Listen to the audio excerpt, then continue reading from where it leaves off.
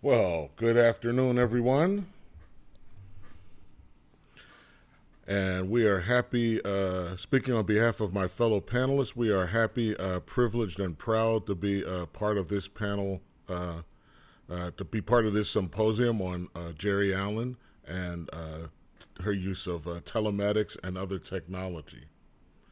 Uh, I've been asked to make an announcement on behalf of the management of this here conference, and that is that the links and that have been placed in chat that the audience may have some trouble getting at, they will be emailed out to you.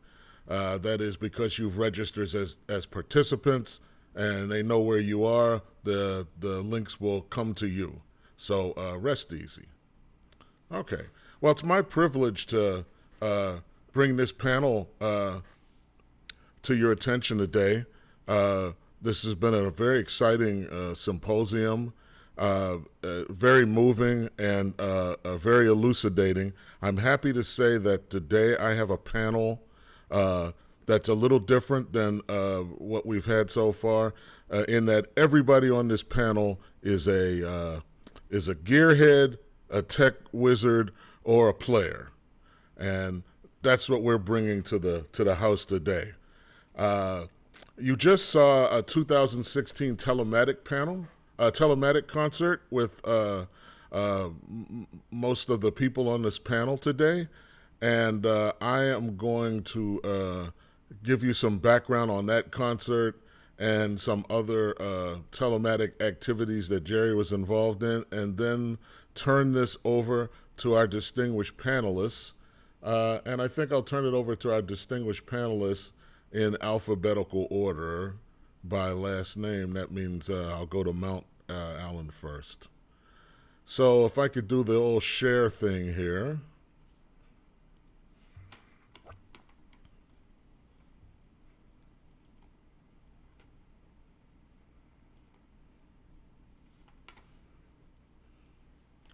Very good. Well, on 8 p.m. Eastern Time on February 26, 2016, a concert took place among improvising musicians located in Pittsburgh, Irvine, and San Francisco, connected by high-quality internet-based links using state-of-the-art, low-latency software to provide inter-site high-quality digital audio and video between the sites. The dramatic personae that night were, in Pittsburgh, Geri Allen on piano, and Geri Allen is director of jazz studies at the University of Pittsburgh at the time. George Lewis on the trombone. George Lewis is the Edwin Case Professor of American Music at Columbia University and with us on our panel today. At UC Irvine, there was Nicole Mitchell on the flute, at the time a UC Irvine professor and currently the William S. Dietrich Endowed Chair in Jazz Studies at the University of Pittsburgh. Michael Desson, trombonist, composer, improviser, and professor at the UCI Claire Trevor School of the Arts. And at SF Jazz, we had Francis Wong on saxophone, creative director and co-founder for 30 years of the Asian Improv Arts. Also on the stages at Pitt and UCI were the spooky presences of pianos with no pianists. They didn't even have piano benches. Each of these sites had another performer, an interactive music performance software entity sharing audio and MIDI data across the network, given voice by Yamaha disc clavier pianos. This machine listening and algorithmically improvising software was devised by George Lewis. Their apparently science fiction, science fact influenced creator named these AI performers Voyager.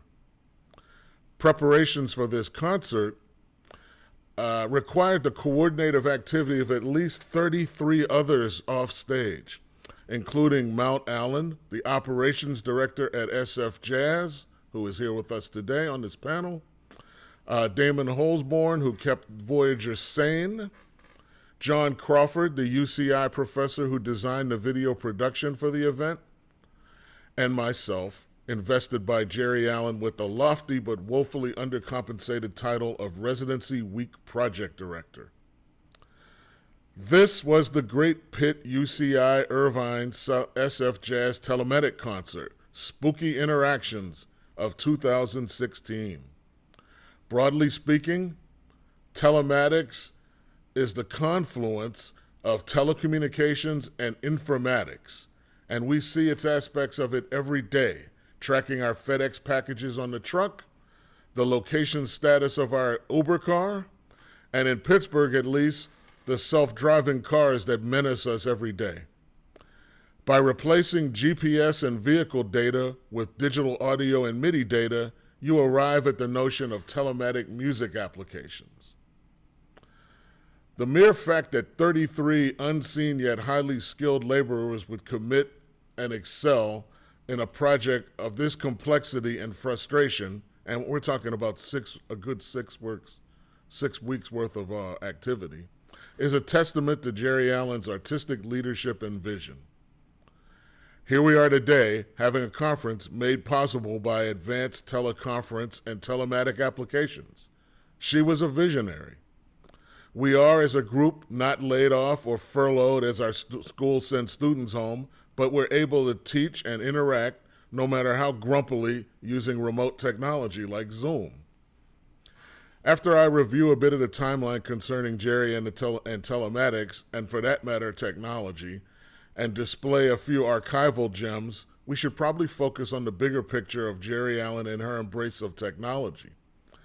The possibilities she saw for teaching and outreach and her visions of technology address social justice and her notions that she could share music across the many boundaries that divide us, such as differences in economic status, but also institutional boundaries between universities, high schools, and even grade schools.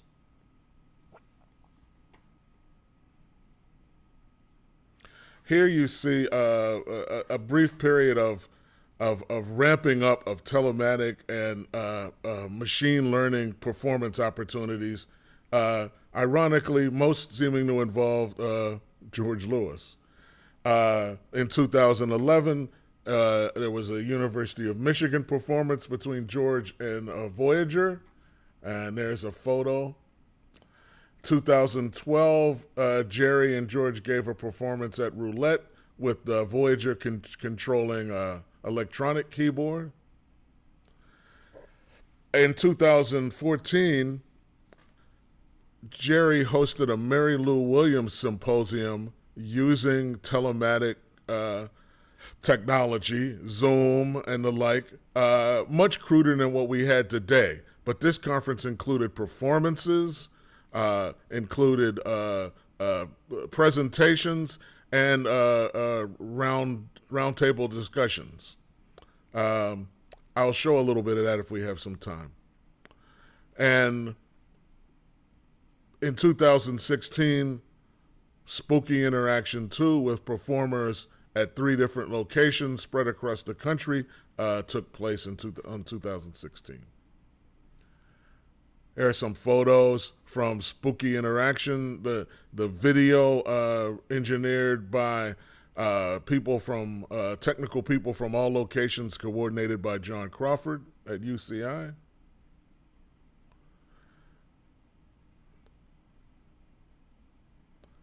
So here we see Nicole and Michael at UCI, and on the screen we see Geri at the University of Pittsburgh, Geri, and there's George, but also we see that the image of Nicole and, trust me, Michael has been projected on the screen at Pittsburgh, and so the people in Irvine are seeing what was being seen in Pittsburgh. And there's a good photo to show everything. Just to give you some idea of the complexity of this concert, this was one of the early sketches that I drew up trying to figure out what was necessary to put this concert on. And as complex as this is, and this was version 0.18, 0.8. It did not yet show video, how we were going to do video. And this is an idea of the complexity of the interconnections of the audio just at the University of Pittsburgh with audio coming from remote locations to the Pittsburgh mixer and audio going from the Pittsburgh stage out, sorry for my mouse jiggling there, out across the network to our colleagues at these other locations. We also had a sketch of Geri's notion of how we should organize the presentation on the stage at the University of Pittsburgh. This is in her own hand.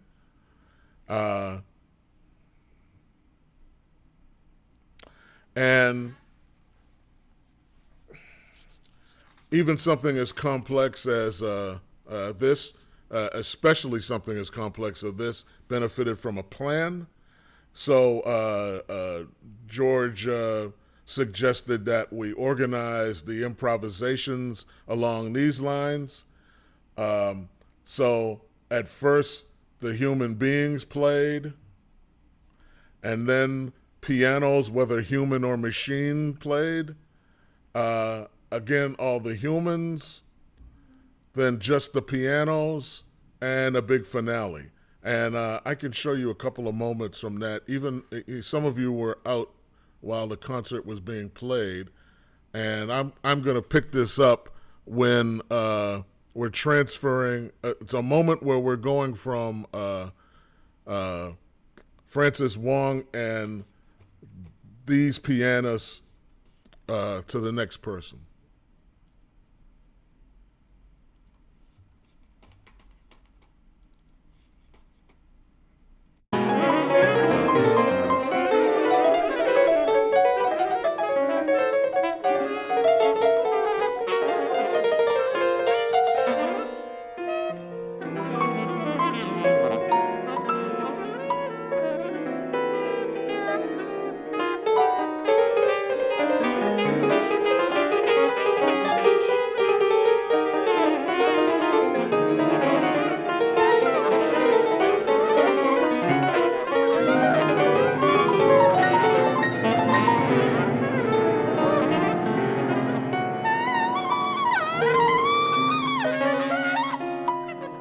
So keep in mind, Francis is playing at SF Jazz, and there was no piano co-located with him.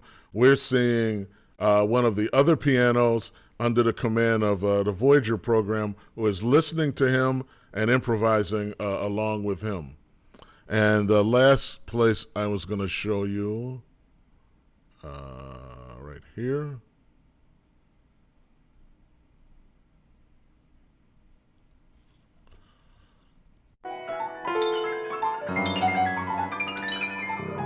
Here's Geri improvising along with the other two Voyager pianos.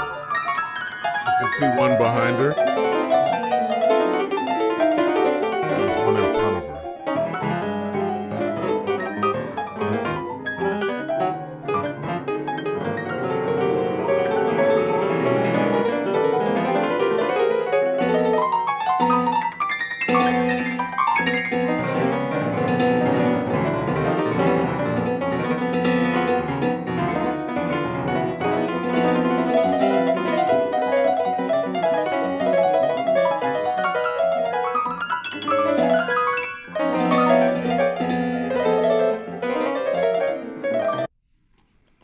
Fantastic.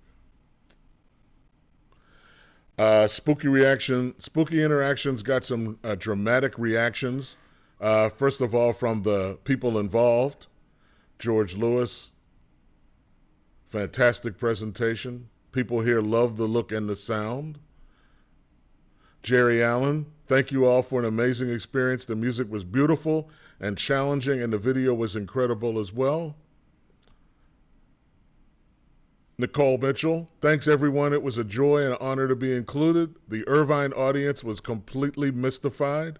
This has been my favorite telematic performance so far. Mount Allen, On behalf of the SF Jazz team, we thank you all.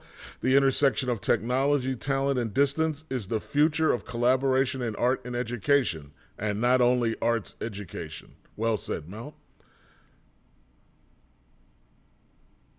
Francis Wong, I am humbled to have been part of this project that truly had monumental proportions, a true joyful moment when it comes down to it. I am deeply grateful being invited to participate. And here's some recent feedback, just grabbed off the chat of the panelists. Ellie Hassama said a few minutes ago, this is a brilliant video. And my colleague Courtney Bryant said, amazing. So with that,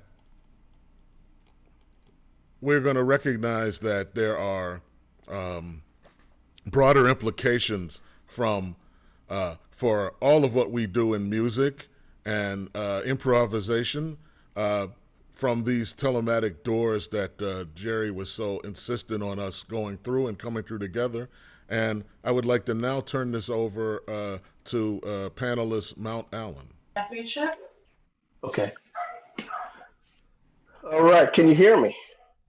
We can hear you fine. Great. And can you see me? We cannot. How about now? Yes, we All can. right. Thank you very much. Good afternoon. I bring you greetings from San Francisco, SF Jazz. And I have a special guest that I'd just like to say hello, have him say hello. It's a little dark, but there's Mount V. Allen Jr. Say hello, Dad. Wave your hand. There you go. All right. So that's Dad. That's Geri Allen's father, and he's living out here in California with us. I'd also like to just take a minute and say, thanks to Michael, Nicole, Ellie, you, AJ, and to come, Farah and Angela, Gina, and of course all the work that Terry Lynn has done, and just Columbia and UPIT for taking the time to put this on. So I thank you all.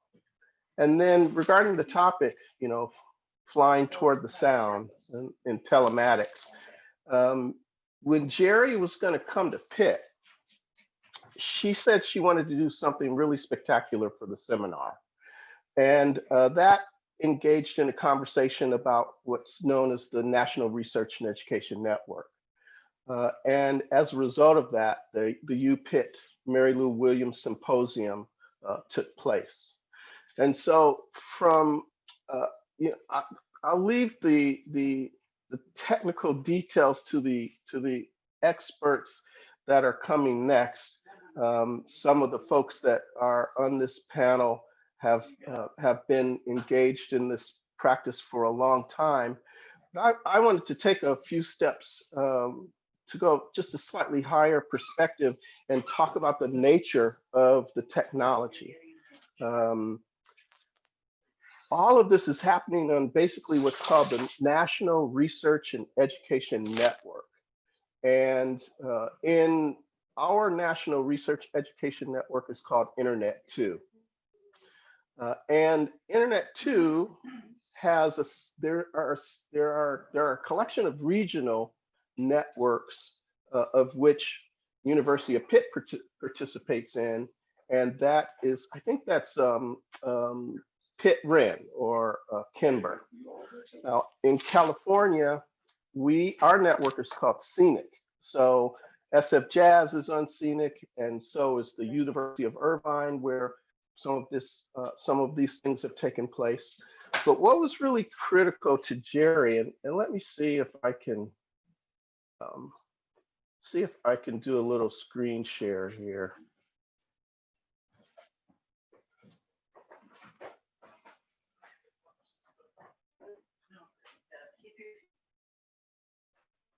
Success.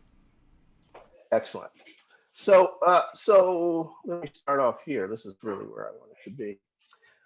You see this slide here, and this particular event was in 2014, a masterclass between the University of Pittsburgh and Berkeley, where Terry Lynn Carrington is. And they conducted a masterclass there. And one of the things that was incredibly important to Geri is that this technology find its way into the communities that are marginalized and often under-resourced. And this quote that she once stated, we're interested in ways that the academy can connect with the community to create new opportunities for shared collaborative educational equity. And we're continuing to explore ways to create community through this technology. Is one of the fundamental reasons why this technology was so important to her. What we found was that, although this network was conceived to provide, it actually was conceived through the government and was in an effort to support defense activity, but it eventually grew into the university, mostly tier one universities, taking control over it and further expanding on it, and created a base for high level research to take place collaboratively through the university structure, not just in the United States, but actually across the world. And so that realizing that it's and that these institutions of higher learning are often surrounded or in close proximity to under-resourced communities, the conversation began to materialize about how do we take advantage and really harness the power of these research education networks to make a difference in communities that are often left behind and that are often last to receive technology. So that was a big piece of why Geri and I were able to collaborate to such a great extent on many projects, of which several were at the University of Pitt. So this network, it connects with public schools K through 12 in some of the most challenged areas. It connects with public libraries. It connects with community colleges, and the idea is that how do we best create collaboration so all of these entities, these segments of education and community, can benefit from this technology, which quite frankly has been used most for surfing the internet or or streaming videos. There's actually quite a bit more possible with regard to the network. And so in conversation with Geri, we actually created conversations that led to a series of telematic engagements that dealt with libraries across the country, higher education, and K through 12 schools. And the basis of it was about virtual collaboration through the lens of culturally responsive arts integration pedagogy. And because the research shows that students learn better when the context of the learning reflects their culture. So Geri was very, very insistent on having jazz be a lens by which we could engage our communities and have them enrich the educational experience of the kids that don't normally have that opportunity. And so my friend and colleague, Dr. Dwight Andrews, in conversation, he recognized it as the democratization of the National Research and Education Network, how we take this incredible resource and make it valuable. So I always thank Dwight for that.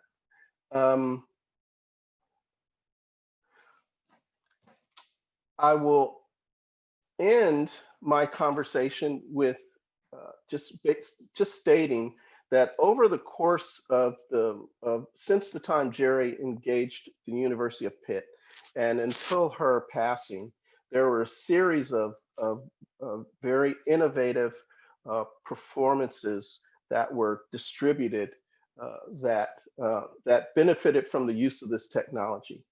And and as I stated, it was her intent that this technology not live in a place of only the ivory tower. And the Corporation for Education Network Initiatives in California recognized the groundbreaking work that she was doing and provided her and gave her an award for innovations in networking and application in the performing arts, which was the first time that that award had been issued. So what you'll hear is, I hope, is some of the panelists talking about the specific technologies that have been used. For instance, there's one of particular interest to myself, and that's called Jack Trip, which is a low latency application that allows artists to perform together. And another in collaboration with Jack Tripp is one called UltraGrid, which is the video component of that. And that particular application was created in the Czech Republic. It's where Jack Tripp was created right here at Stanford, California, and those entities work together. So I'll turn it back over to you, AJ, and thank you.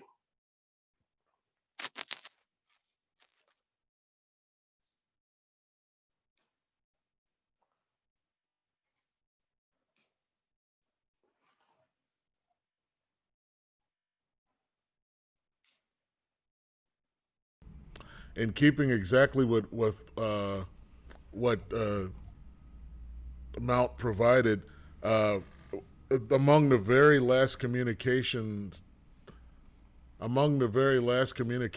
I had from Geri was in her trying to set up a telematic project with the Smithsonian. And here's part of the email that she had sent to a gentleman at the Smithsonian that she was lining me up for a telephone meeting in order for us to talk over the technical details of what would be required. So right up until the end, she was very committed to this as a way to bridge these barriers, like Mount said. So we're going to turn to my trombone colleague. Well, that could be anybody on this panel. My trombone colleague Michael Desson, who, as Mount has alluded, is a hip deep in Jack Trip, and very very knowledgeable on this topic, and an excellent trombone player. Michael. Thank you, AJ, and I'm so humbled to be here. I'm really grateful to you and the organizers, Michael and Ellie, and everybody who's presented today. I got up at 6:30 to start right at the beginning because I couldn't miss a minute of this. This has been a really beautiful, inspiring event, and I'm so grateful to everybody. Um, I want to reinforce everything Mount said. I don't know how much people in the audience here really want to hear us delve into the technical details of Jack Trip and UltraGrid here.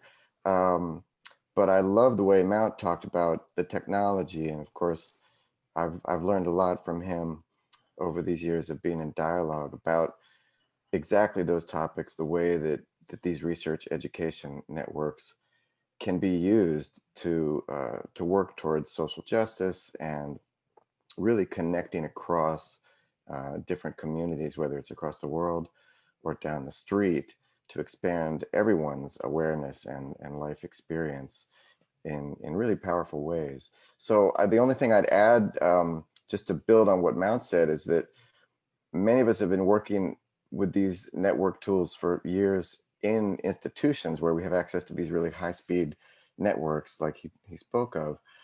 With the pandemic, suddenly it became really urgent to sort of figure out how to push the envelope of what's possible on home networks, because of course all kinds of musicians suddenly wanted to learn to play together. And honestly, most of us who'd been doing this work, it was a pretty small field up until about 9 months ago, and no one really cared that much. And, I would tell people, oh, this is something I work on, playing concerts with people across the world through the internet. And people would be like, oh, that's kind of interesting. But, there wasn't a huge amount of interest in it because we could get together in person. I think people like Geri, many people in my community, many of us saw the potential of this work in all kinds of broader ways, and never saw it as a substitute for being in person, um, but just a way to extend on that experience. So we kept at our work for a long time, but when the pandemic happened, everybody suddenly wanted to figure out what's possible at home. And so to add on to what Mount said, I would say that, you know, we're really learning a lot right now about the potentials of home networks, especially in collaboration with higher speed networks on institutional networks or servers that run faster. So we're learning a lot about how to connect musicians, and I think the same sort of dreaming around community and collaboration that inspired that work at institutions for many years has now been really jump started outside the institutions, not only by doing the kinds of things we were doing before, bringing people into these institutions to access the networks there, but really figuring out how we can get better results at home. And it's partly because home network speeds are also improving. But I have to say, I, like so many people speaking today, I came to Geri through her music, the power of her music, and it really wasn't for a while that as I started to learn more and expand my understanding, that I started to see how the power of that music also extended into her work as a teacher, as a mentor, and into her community and institution building efforts. And as this panel reflects, into her work with technology. So I just wanted to add that it took me some time to find Geri's music, or maybe for her music to find its way to me, because of the ways that patriarchy shapes our field. And I think that's important, particularly for students listening now, to consider. In the late 1980s, I was studying at a very well-known conservatory where all the jazz faculty um, were white, and most of the jazz students were also white and male. And we never heard about any women artists at all. And it was right around that time in the late 80s that Geri was starting to get a lot of recognition in the jazz world, but she really was not on my radar at all, which is my fault as much as anybody else's. But I just wanted to point out that, you know, over the decade following that, I eventually found my way to a different community, or a more expansive community of teachers and mentors and peers, including a lot of people I really admire who are in this conference, even on this panel. My dissertation advisor, George Lewis here, and many others. And it was people like that that really introduced me to Geri's music in the late 90s. Um, and so I don't think there's a simple way to characterize that new community, new to me, that I had found. But I think one connecting thread among a lot of those people is that they shared either a history with, or a real strong interest in collectives and in collectivity in music. And I mean collectivity in various senses, not only collectives like the AACM or BAG, the Black Artist Group, or later collectives such as Asian Improv Arts that Francis co-founded, but also the broader collective ethos and values around music making that inspired those groups, and that a lot of people like Geri carry through their work in the field, through their work in academia. And so I really feel fortunate to have been connected with a lot of people in the 20 years since then, who helped me gain that broader understanding of music, and through both understanding those histories of those collectives, but just as important, you know, the larger set of values that inspired them. Um, so I was really ecstatic in 2013, 2014, when Vijay Iyer, a long friend of mine by then, had known about my work on networks and connected me with Geri to be a consultant on the Mary Lou Williams Symposium, because he and Jason Moran and Geri were doing a live performance. And that was something I'd been doing for years with Nicole Mitchell, with Mark Dresser, Myra Melford, other people on these networks that Mount spoke of, with software like Jacktrip. And I thought that the Mary Lou Williams Symposium was really visionary in a lot of ways. Um, Back then, not many people were doing that kind of thing. And building on that with the Spooky Interactions project, I was just totally thrilled and really kind of terrified, honestly, to be involved with that, playing with these people I really admire.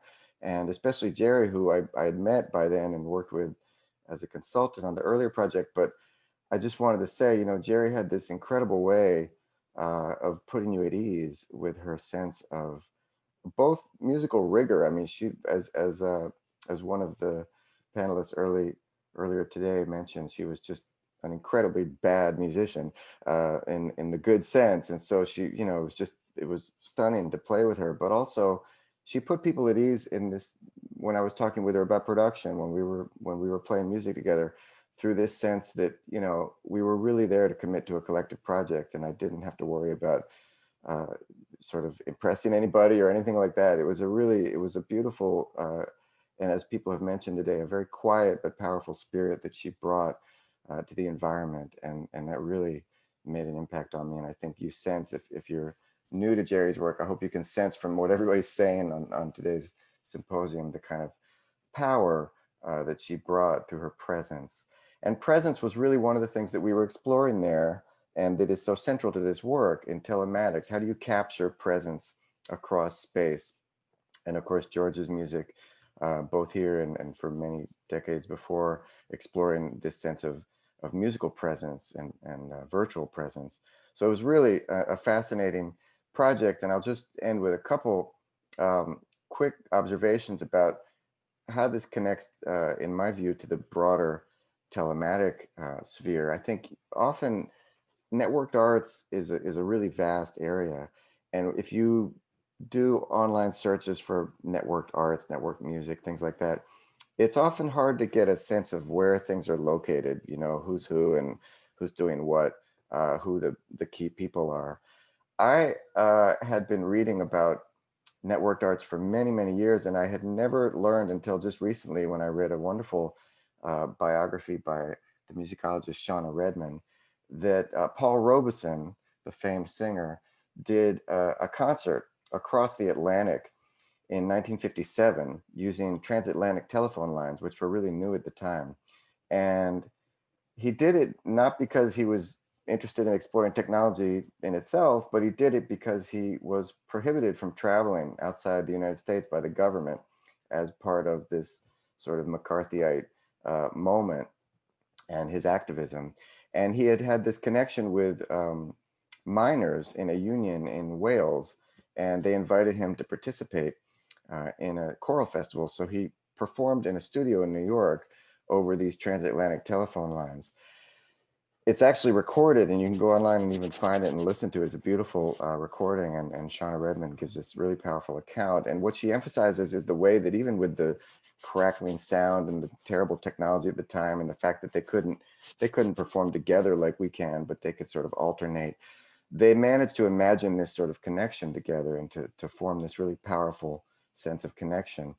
And I think that when I see the work that Geri did, and when I see the work that so many people in this community do that really inspire me, it's really about imagining these connections that are both new, but also build on the ones that we've also established through our work together in person.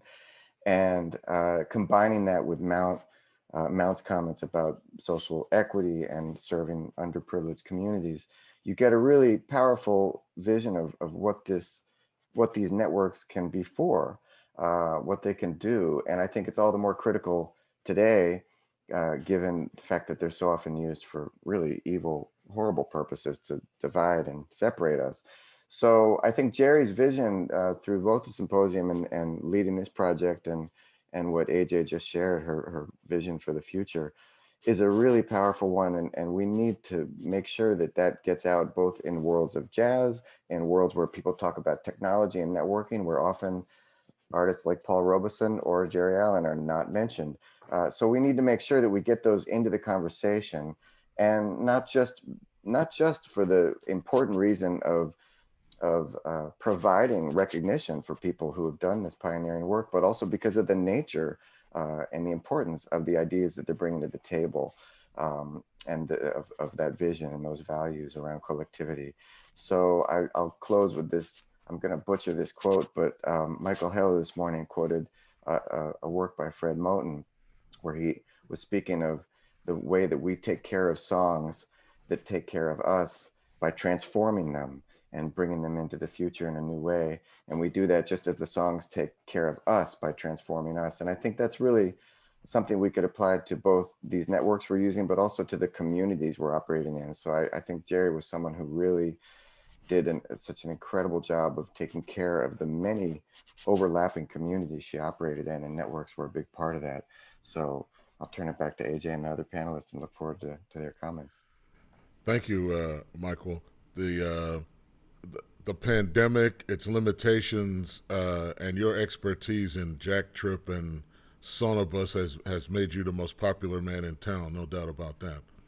We're going to now turn to my colleague Nicole Mitchell, a director of jazz studies at the University of Pittsburgh. And I have to say, I was involved in the planning, one of Geri Allen's first choices to be involved in this telematic concert. Are you there, Nicole? Hey. Yes, I'm here. Excellent. Hi, everyone, and Hello. thanks, AJ, for moderating this panel on the great telematic adventures. You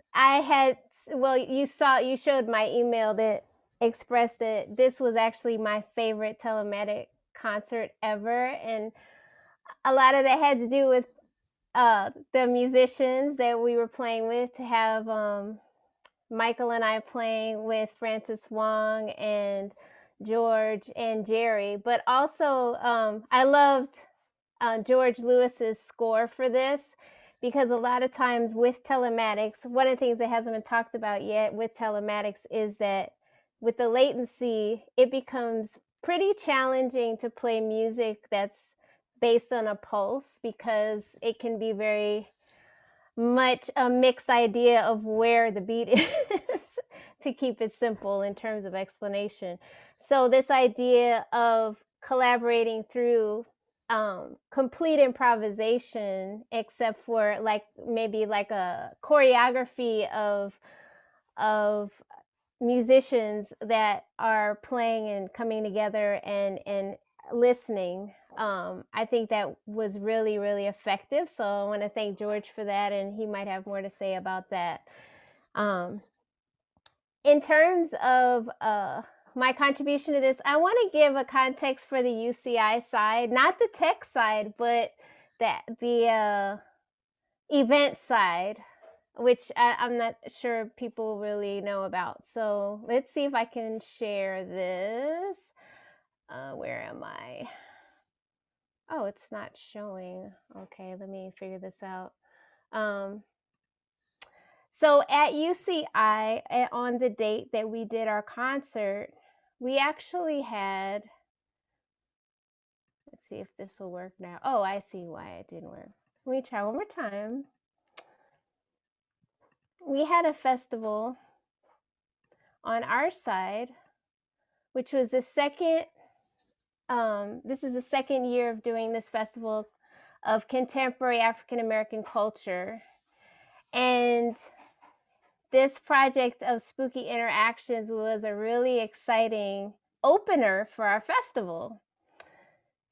So just to give a little more information about that.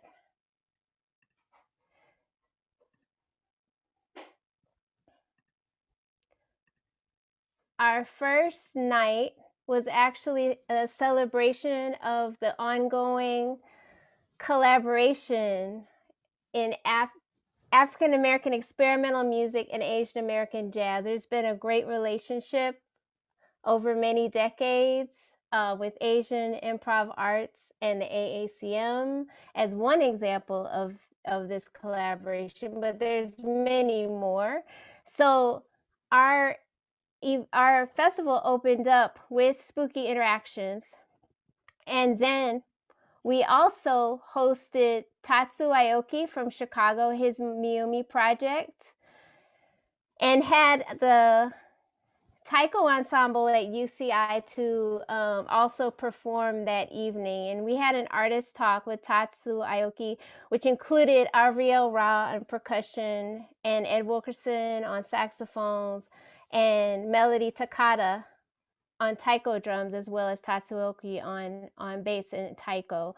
And so this was the context that we had our performance of Spooky Interaction, which really filled things out beautifully, because this was another example of our voyage or adventure in creative music and exploration and Black experimental music and also collaboration, which has been so central to jazz and creative music. And just to keep in context, the second night focused on a celebration of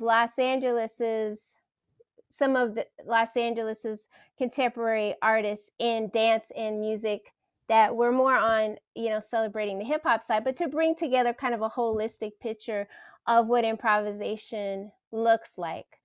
So this was the context. So I just wanted to share that briefly. So, while Pittsburgh, I wasn't in Pittsburgh, but you all had the residency, the great residency for George Lewis during that time period. And this was a culminating event for George's residency. And over in Irvine, we were having a festival of contemporary African American culture. And so these two things came together, and it kind of shows how we can have so many layers of meaning that connect, and literally to be able to have this experience of making music from different locations simultaneously, just to share with the audience that experience is something that now a lot of people, of course, Michael Desson has already talked about how now we're really looking towards this and we're doing it in this moment and we're depending on this technology. But before all of this COVID hit, the idea and the experience for me was almost like having a dream of playing with someone, because you're not physically playing with them, but you're hearing them and you're having a visual of them, and you're connecting in the world of music, which is never a physical world.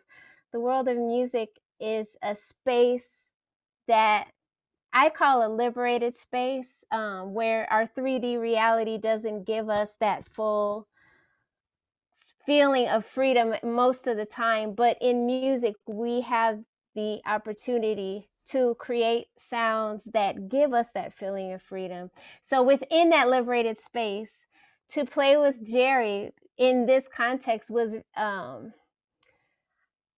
was for me like a kind of pinnacle experience, because as I had shared in my introduction, she was definitely a really big influence for me, starting out as a musician. And so over time we began to talk more, and we had really just begun to play a little bit. I had worked with her, which this hasn't been brought up yet, but I'm sure it'll be brought up later during today's events, that she definitely, as Mount had expressed, had a really wide reaching scope in terms of being an educator, and she was very committed to all ages, and what needs to happen at all ages. And so a lot of my interaction at first with her was in being a faculty member of her all-girls jazz camp in New Jersey, and I hadn't heard about that yet, so I wanted to bring it up as something else for everyone to explore. And this is something that she organized with New Jersey. I think I have a flyer here, if I can pop it up right quick. Let's see. Oh yeah, here it is. I'll just pull this up right quick, just so you all see it. So she had an all-female jazz residency that she put together, and she did this for a few years, and now Regina Carter has taken it over. So she started something that people really believe is important, and they're continuing this work now. And so I wanted to just make sure everyone, those that weren't aware of this is another aspect of her contribution to the field, and shows a depth of her commitment to young people, and making sure, like, especially, looking at young women and having the opportunity to have the best exposure they can have, in terms of meeting great musicians early on and getting mentorship. And I really think that it can't be overlooked in addition to everything else that's being talked about. So I wanted to add that in. And I'm happy to share kind of like more, I would say, on the ground experiences of telematics with you all if anyone has questions about that. But I'm just going to go ahead and move on because I think we're a little behind time. So thank you, AJ, and you can move on to the next person. Thanks very much, Nicole. I found it a point of interest on that flyer you shared that she included, one of her, most influential teaching mentors, Marcus Belgrave, in that experience. She wanted to share that experience with another generation of young musicians. So this brings us to George Lewis, my favorite mentor and everybody's favorite mentor, the creator of Voyager, and he's coming to us live and in living color from Berlin. Are you there, Hi, George? yeah, can everybody hear me pretty good? Yes, we can. Oh, that's great. Well, I just wanted to echo the thanks that everybody has for the organizers of this incredible, complex and rewarding conference, and I mean, I feel really privileged to be part of this amazing set of panel participants, and I'm learning so much. And as AJ said, I'm currently in Berlin at the Institute for Advanced Study known as the Wissenschaftskolleg. And just last night, the Princeton research scholar Erica Kiss reminded me of something, and I think I'd like to share the screen at this point, if that's okay with you guys. Let's see if this works. Ah, that looks pretty good. Let's see, am I allowed to share sound? Okay. You must. How does that look? Do you see a book up there on the screen? Yes, that looks great, George. Okay, great. And this is a book, this is a scholar, the African-American music historian, James Monroe Trotter, who is the son of the early civil rights activist, William Monroe Trotter. The elder Trotter was a well-known music historian, and Erica reminded me that what I like to think of as telematic Afrofuturism goes back to at least 1878 when James Monroe Trotter published this book about it's a history of music in the United States called Music and Some Highly Musical People. And in the book, he discusses a musical invention by Elisha Gray. You may know him as sort of recognized now as the co-inventor of the telephone. And here's what Trotter had to say about this. A most interesting field for the musical student is the progress that is being made in telegraphing musical sounds. This is done by means of the telephone, which transmits simultaneously several different tones through one wire by means of steel forks made to vibrate at one end of the line, the pulsations passing through the wire independently of each other and reappearing at the distant station on vibrating reeds.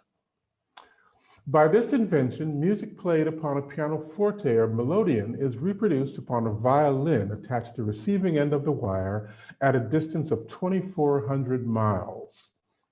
Some very interesting tests were made in the Centennial Main Building in Philadelphia a few days ago in the presence of about 50 invited guests, the Emperor and Empress of Brazil, Sir William Thompson, and quite a number of eminent electricians. It was the first time that many present had heard Home Sweet Home, My Country 'Tis of Thee, or Old Hundred rendered so beautifully by telegraph, and they evidently enjoyed the treat. You've seen this picture, but there's a video associated with it that I'm going to play a brief portion of. I met Geri Allen sometime in the mid-1980s when she was a part of the M-Base collective, but I finally got my first chance to work with her in 2011. The University of Michigan's Humanities Research Institute organized Improvisation as a Way of Life, an event with me and the philosopher Arnold I. Davidson, who writes extensively on improvisation as well as ancient philosophy. Geri and I performed a piece for two pianists and trombonists, me, which goes under the name of Voyager. You've heard this name a lot, I guess.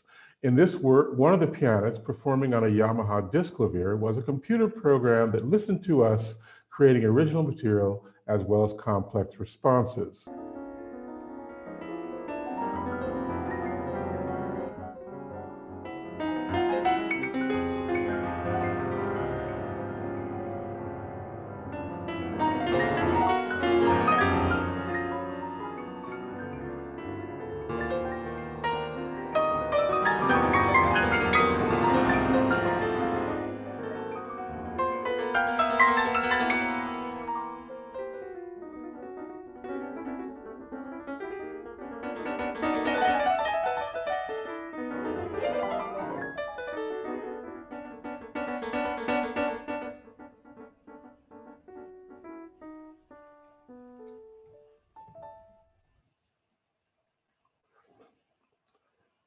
Well, one day in 2015, I got an email from Geri as she was preparing for my week-long residency at the University of Pittsburgh, which you've heard about, where she served as Director of Jazz Studies. I think this email still had the still fresh memory of the Mary Lou Williams Telematics Symposium in mind. Is there a possibility of having an Internet 2 collaboration with Voyager? That is, with a person from another location? Well, in fact, just the previous year, can people see this? Because it says my screen sharing is paused. Is that bad or good? We can see. I can still see it. And you saw the video, right? It worked? Yes. Good. So I'm in good shape, even though it's showing the yellow here instead of the green. Uh, Anyway, can you move your mouse? Is that bad or good? Can you move your mouse? Yes, totally. Well, it's paused. So this might be the last thing we can see. Okay, well, let's try again. Okay. It's always something with these stupid things. Let's just see. Okay, all right, we'll try again.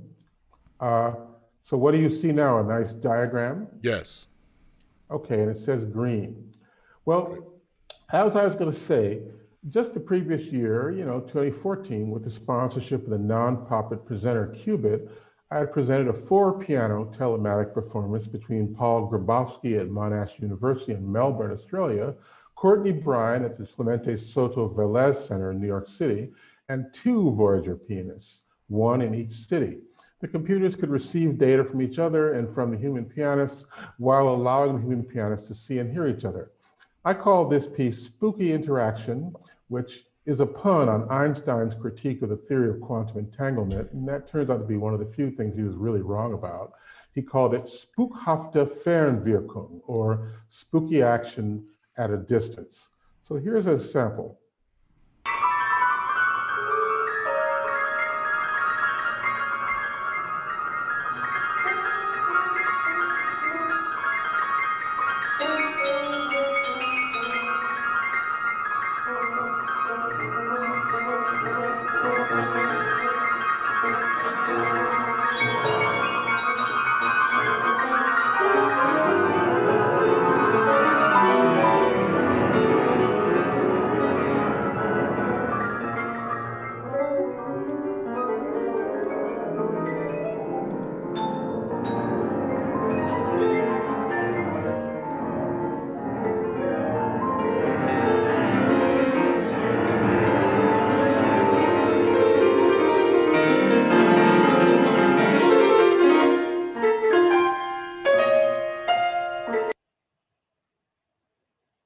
I hope that was all visible. Yes. Well, as you heard, in February 2016, Geri organized this telematic event with human and computer performers between her home base, the University of Pittsburgh, Michael Desson's home base at UC Irvine, and Mount Allen's home base at SF Jazz in San Francisco. And I call this version Spooky Interaction Lesson 2 in reference to the work by Fausto Ramitelli from 1998. As you learned from his presentation, Professor Eric Johnson of Pitt, equally adept as musicologist, trombonist, and engineer, herded all the technological cats for this piece. He even let me play his trombone on the performance, which I like much better than mine, and I can tell you that the music shop in which I purchased my current instrument had his picture on the wall. So Voyager, I thought you'd like that. Voyager draws upon 80s artificial intelligence ideas, 1950s cybernetics, and socio-musical networks of free improvisation in creating a social aesthetic that includes machines as central actors. My efforts to imbue my interactive systems with values like, relative autonomy, integral subjectivity, computer individualism, and musical uniqueness rather than repeatability. These both draw from and challenge traditional notions of human interactivity and sociality. But Geri saw a lot more than that in what we were doing. For her, this project was also about pedagogical research, overcoming the digital divide, and most importantly, commutitarianism. Francis Wong shared this point of view at the time. I choose for my work to build community, he said, and to seek out how I, as an artist, can meet the challenges that our community faces. After the 2011 performance, Arnold Davidson, Ed Sareth, Geri, and I engaged the audience in Q&A. Geri's remarks extended to the digital domain, the sense of vulnerability that accompanies musical improvisation at the highest level. As Nicole Mitchell wrote in a 2017 email, her enthusiasm for this project was just one example in a flurry of evidence proving her insatiable curiosity, openness, and great commitment to expanded community. At the same time, Geri's telematic vision of community refused any simplistic human-machine binary, and I'd like to give the last word to her. Is that to say that you didn't feel like the machine was going to step in and hold you up if if you were coming to a low point on your side? Well, I just think it, I did feel that it was responding, and I didn't know how it was going to respond, but I knew it was going to. So it was harder to predict than with a human associate, of course. I don't know if I would say that.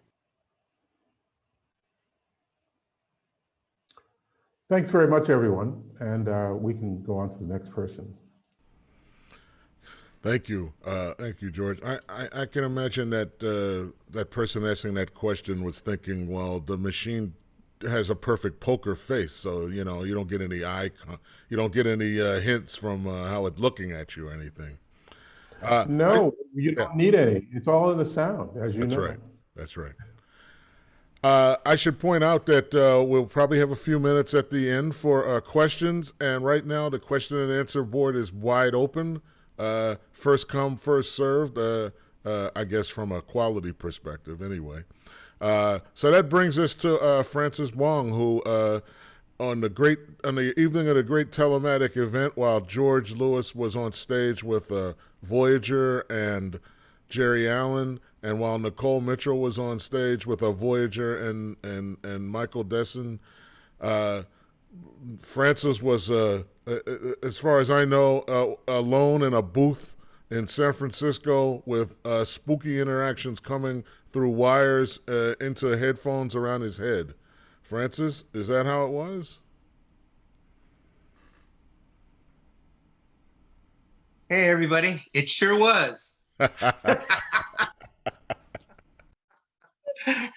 I mean, well, okay. So before I start answer your question, I just wanted to just acknowledge that where I am in San Francisco sits on the unceded ancestral homeland of the Ramaytush Ohlone peoples, who are the original inhabitants of the San Francisco Peninsula.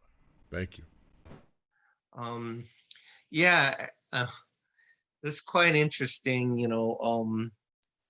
being an improviser in a community of improvisers on this project, which included, of course, Voyager. I actually was kind of reminded, and actually it kind of gave me an echo from a previous piece that I participated in by George, which is what he called being the leadoff batter. Because not only, I was in the room by myself, I had to be the, if you look at the score, it says, it starts with me, serenading everybody, right? Sure did. And which is a trip. I think I even stumbled, because I said, oh, is this right? I'm starting? And then George comes over the thing and says, Francis? So, of course, that extra prompt from the maestro was extremely helpful. But it kind of reminded me sometimes that these situations reminded me of this guy Musashi Miyamoto, who's he was a swordsman and warrior in Japan, medieval Japan, and he wrote this classic text called the Book of the Five Rings, or the Five Rings. And it's a really important part of the Asian American cultural and intellectual legacies. And this guide, which was used it used the metaphor of the master warrior, which of course now we could think of as the master improviser, to advance cultural and philosophical practices. was originally rendered in a series of 5 scrolls. While the first 4 scrolls goes on for quite a few pages as we see it today, the final scroll is quite short. It's like 1 page, you know, so it goes on and on and on. And then the last chapter is 1 page, and it says, it talks about facing the nothingness, you know, because it says when you get into a fight, there's no time to think. There's no time to recall everything you learned. You have to face the nothingness, which, you know, was that feeling that I had, you know, starting off the performance. And in some ways, it's not unlike Charlie Parker's advice about forgetting everything once one is engaged in the performance. And so a lot of this, is this a new opportunity, you know, to play and perform and engage in our improvisational practice, you know, over the internet. He said even more, a wider sense of nothingness in before us, and the ability to really travel in our imagination, you know. And I really appreciated what Nicole, a couple things that, of course, many things everybody said, but Nicole brought up this whole thing about being in a dream, because I think that I also thought of this as being in a dream. And because I too, it was a dream to be able to perform with Geri Allen, because I've been following her work since the 90s, you know. And I remember Glenn Horiuchi, the late Glenn Horiuchi, John Jang, all of us in the Asian Improv gang, you know, we really admired what Geri, you know, all the work that she did. And she is definitely one of our guiding lights, you know. Which kind of brings me to the other thing that I wanted to kind of tag on to what Nicole said, that, you know, the concert was a moment of great solidarity, you know, and I just really want to emphasize that because we need it so much. And just like today is a moment of great solidarity, you know. And sometimes, you know, Chinese Americans or folks in Chinatown, like, you know, Chinatown in the house here, you know, we feel like we're way out west, as in the Sonny Rollins record, you know. And we don't always feel so included in the social discourse, except for, I guess we're kind of responsible for the pandemic, right? So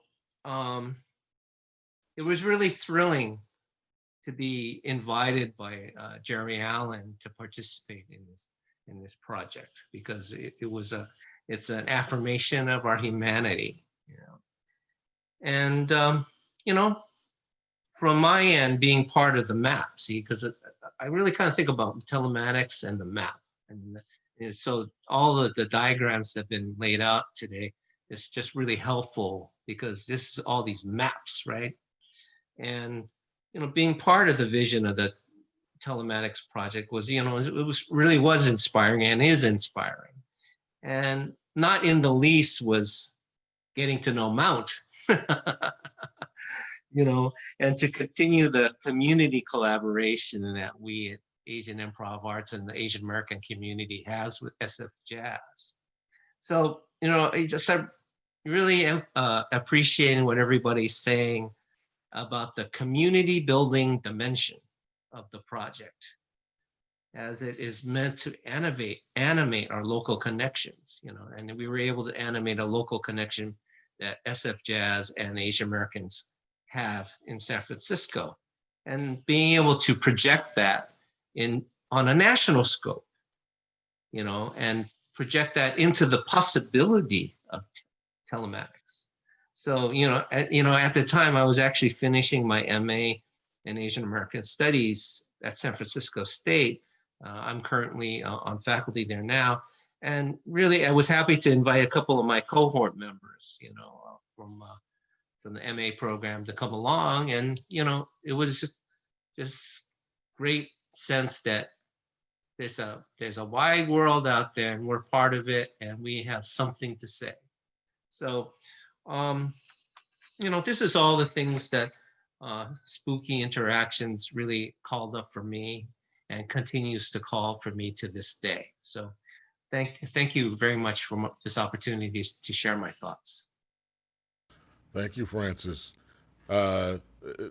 Those thoughts were great, and they brought to mind immediately two questions that two things I might notions I might share with the entire panel. One is uh, you mentioned what a delight it was to be included, and Geri had a knack for this for increasing the amount of people who felt they were included. She, as a personal example, she comes to the University of Pittsburgh and she includes me in the biggest concert we had here, rather than looking at me as a non-player. She's a very inclusive person, often to give you a chance to get out there and do something. And the other thing I was thinking about that we could all reflect on is that we often think of Geri as a boundary breaker, as a tremendously synthesizing person who, as a previous speaker said, you can hear McCoy Tyner, and you can, well, they didn't say, but they should have said Elmo Hope. You can hear Elmo Hope, and you can hear, but you can't pin down any one thing, and that's synthesizing and going beyond boundaries. And what takes us beyond our bodies and beyond our locality more than the kind of technology Geri was embracing with telematics and heck, performing with improvisers who don't even have a body, like Voyager. What do we think of that?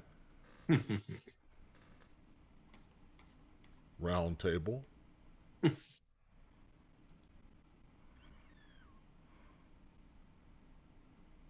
That's for all of you guys.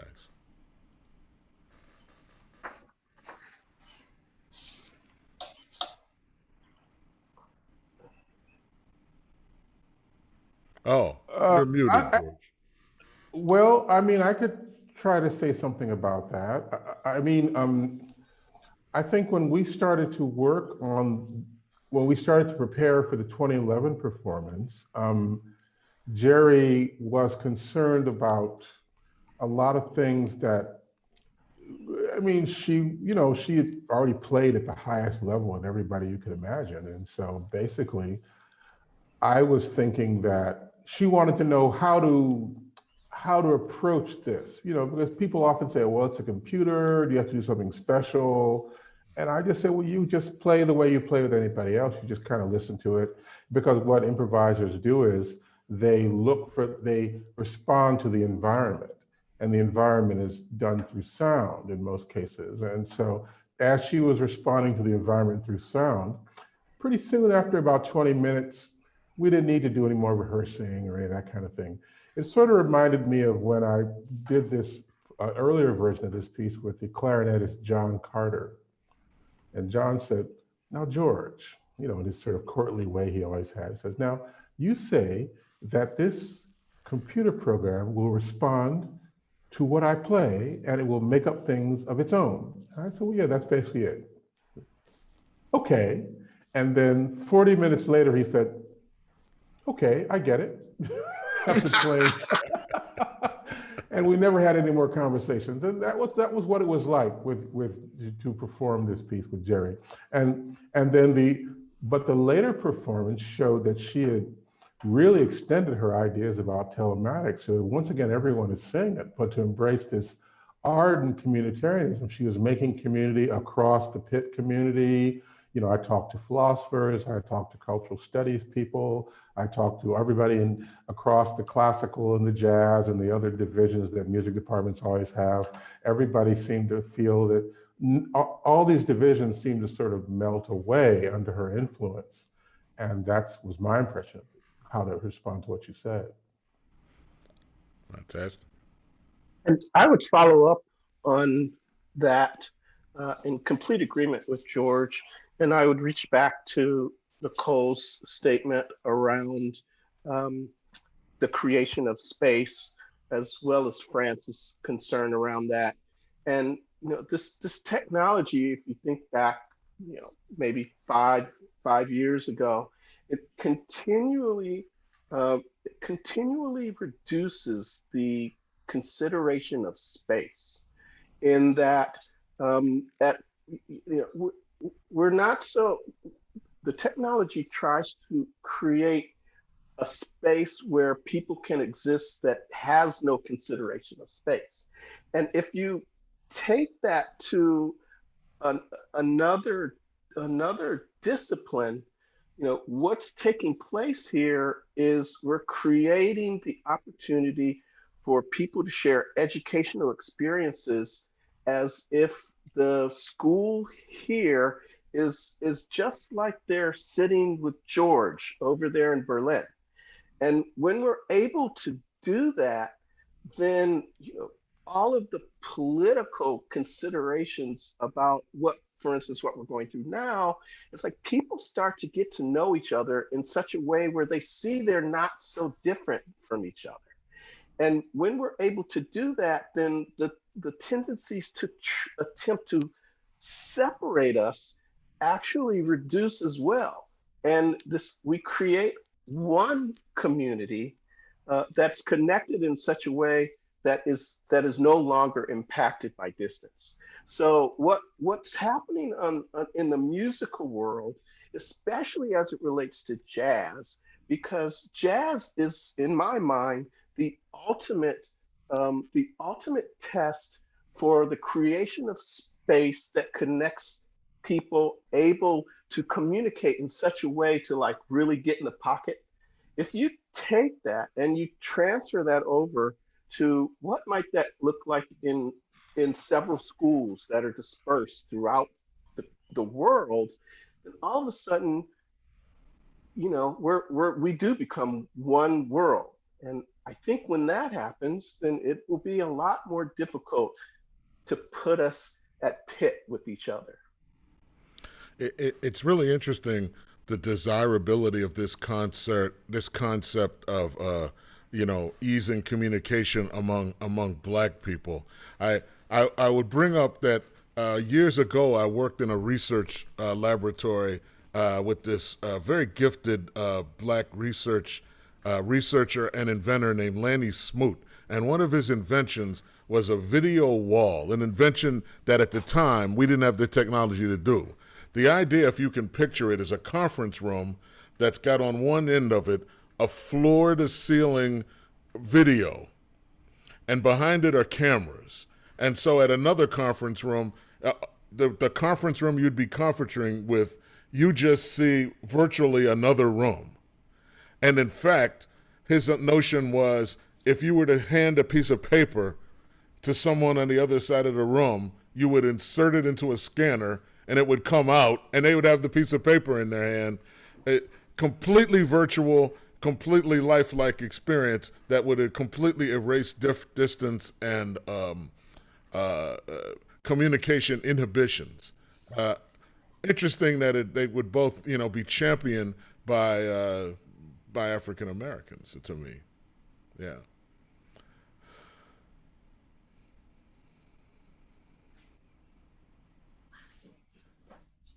We had a comment that came in from Tanya Gill, who said, from Toronto, I'm currently experiencing what Mount is describing, that technology and education can allow us to connect over distance and experience what we have in common.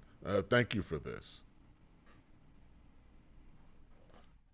We have about 5 minutes left if there are any other questions. It seems like George already knows Lenny Smoot. That's amazing.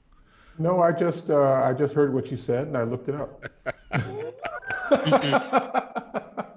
Well, AJ, I just wanted to pick up on what you said and also thank Nicole for sharing that poster of the New Jersey camp, which I hadn't known about.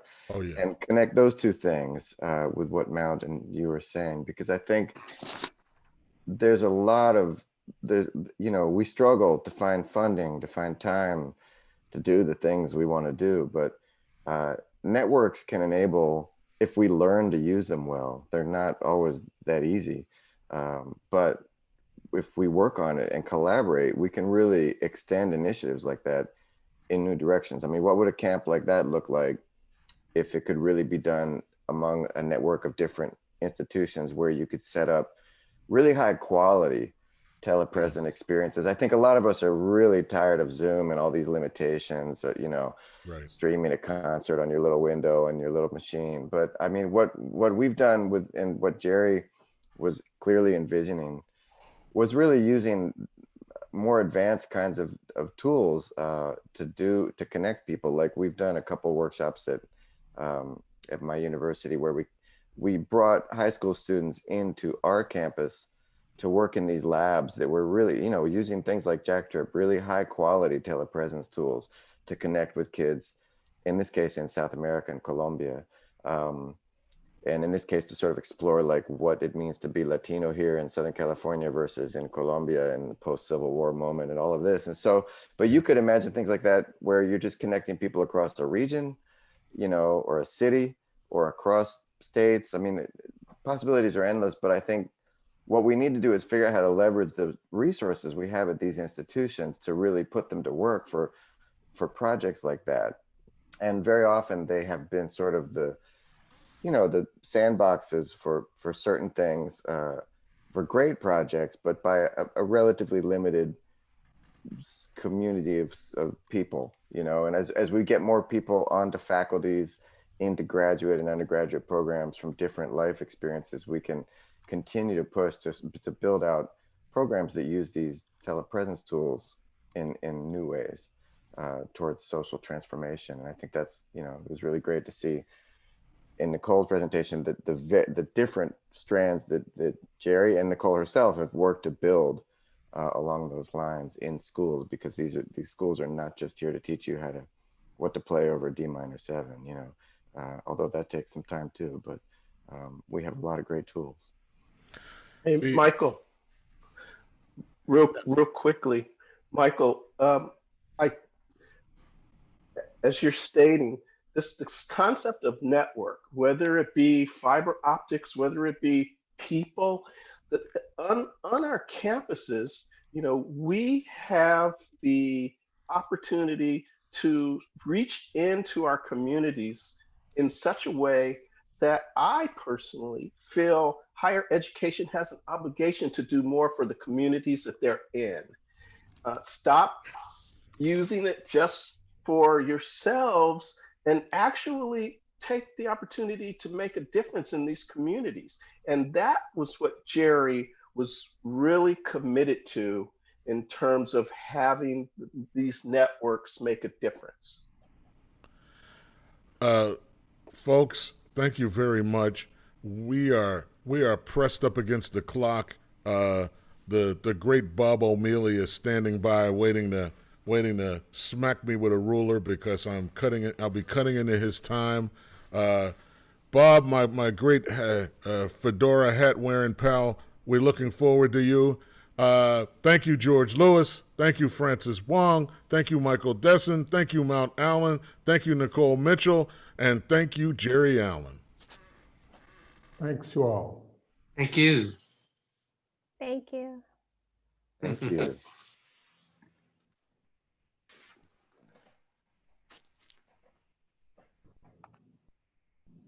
Bob, gonna be on or what? Can you see me there? Yes, we can. Okay, well, I'm here to scold Brother AJ, first of all. Where's your hat, bro? Well, that's what I'm saying. You can't even see the invisible hat that's right here. You know, it's so great to see you all and to have heard all this good talk. I've had the misfortune and the good fortune of Zooming this morning, so I missed most of the good talk. I'll have to catch up with you later. But I'm just thrilled to be part of what I think of as a family reunion. I see so many of the posse here, and it's just it's lovely to be convened in the name of Geri Allen, and I'm very happy to see you all and to introduce our panel. We will be talking about some aspects of water, and that will come clear perhaps as we go forward. Our setup is that we're going to lead with Kevin Fellows, who'll give his talk, and then we'll hear from Courtney Bryant, and there'll be time for some questions. and answers. Before we go on with the rest of the program, so are we all set here? Everybody on tab.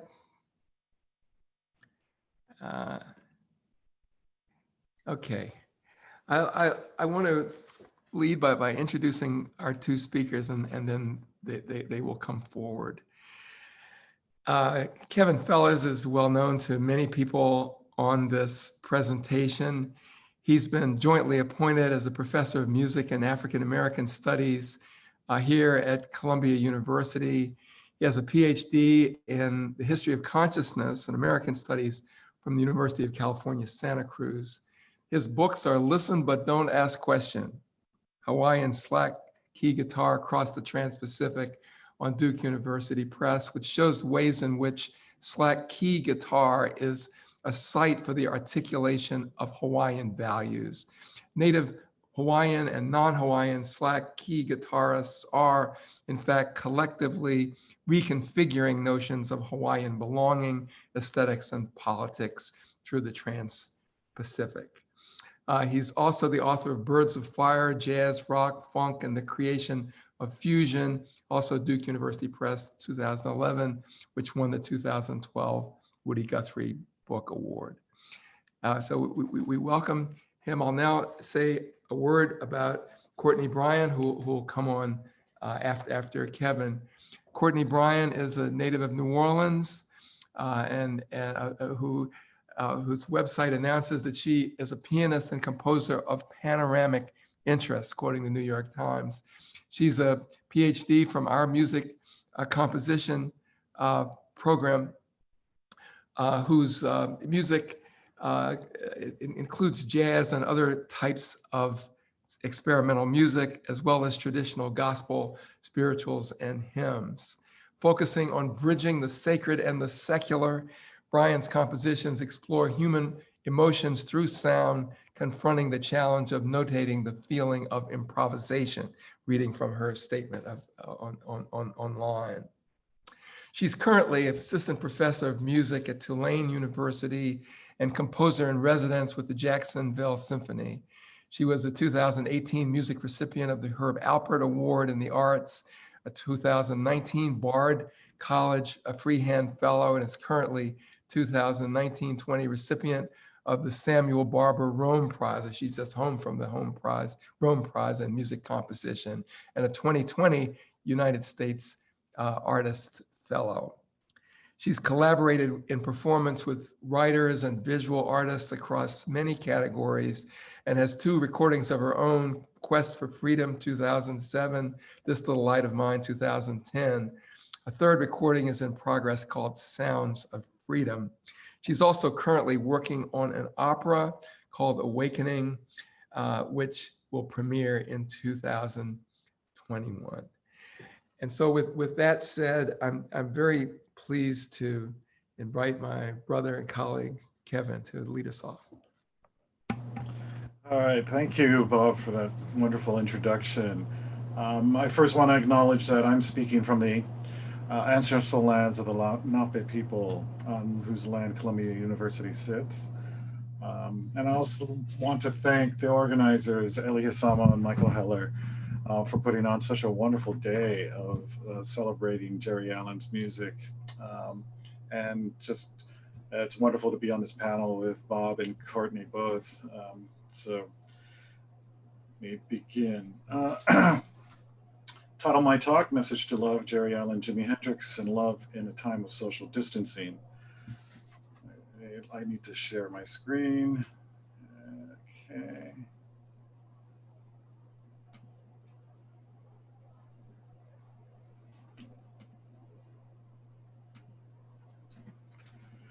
In the limited time I have today, I want to focus our attention on the relationship among 3 recordings, 2 of which are versions of the composition which inspired the title to my presentation, Message to Love.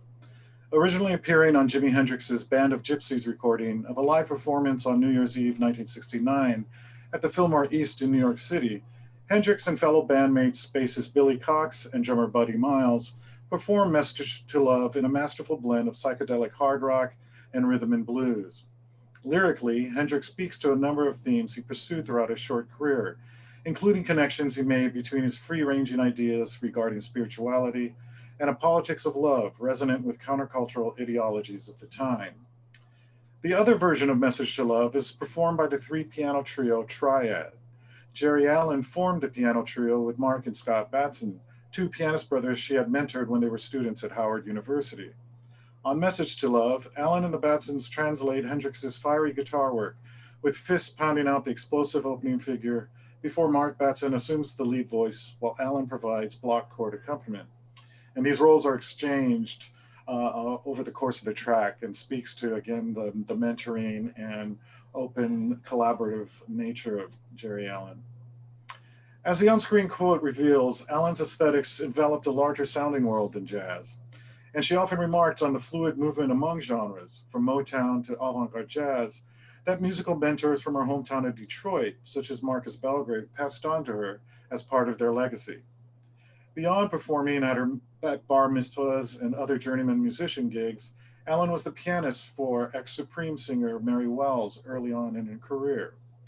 With her open-eared sensibilities, Allen placed the Black Rock Coalition alongside jazz collectives such as the AACM, BAG, and the M-Bass Collective as part of a lineage of notable independent musician-led Black arts initiatives. So now I'm just going to play a short excerpt from the Hendrix version, basically the intro and outro, and then the Triad version. Jimmy's going to do a thing that he wrote called Message of Love.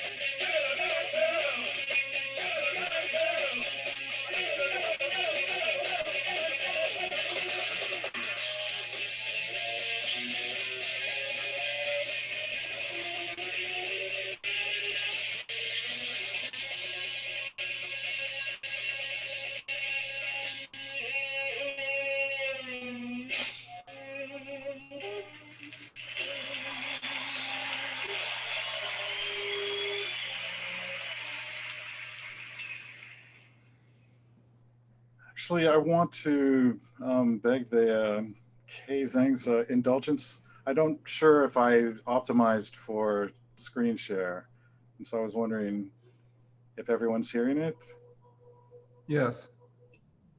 Okay. Thank you. So here's Try It.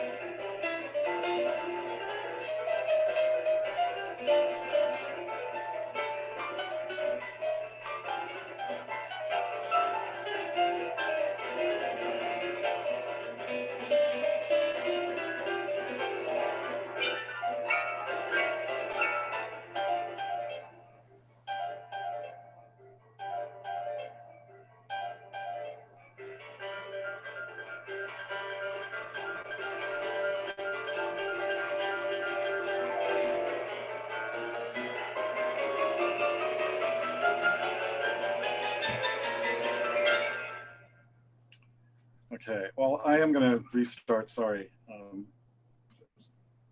Stop sharing.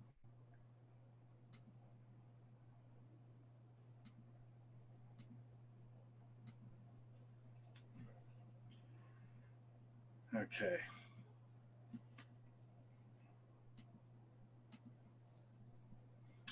Rather than explore a comparison of the two recordings, as interesting as that might be, I want to think through with everyone today about the value of Message to Love for the present moment.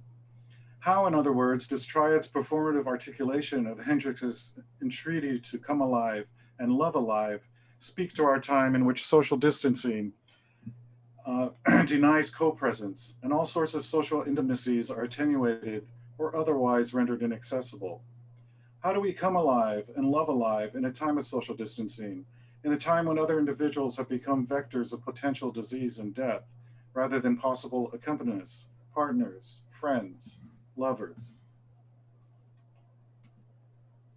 I read Hendrix's title as a cri de coeur for us to act, to love, to come alive through love, to do all that we can to love alive.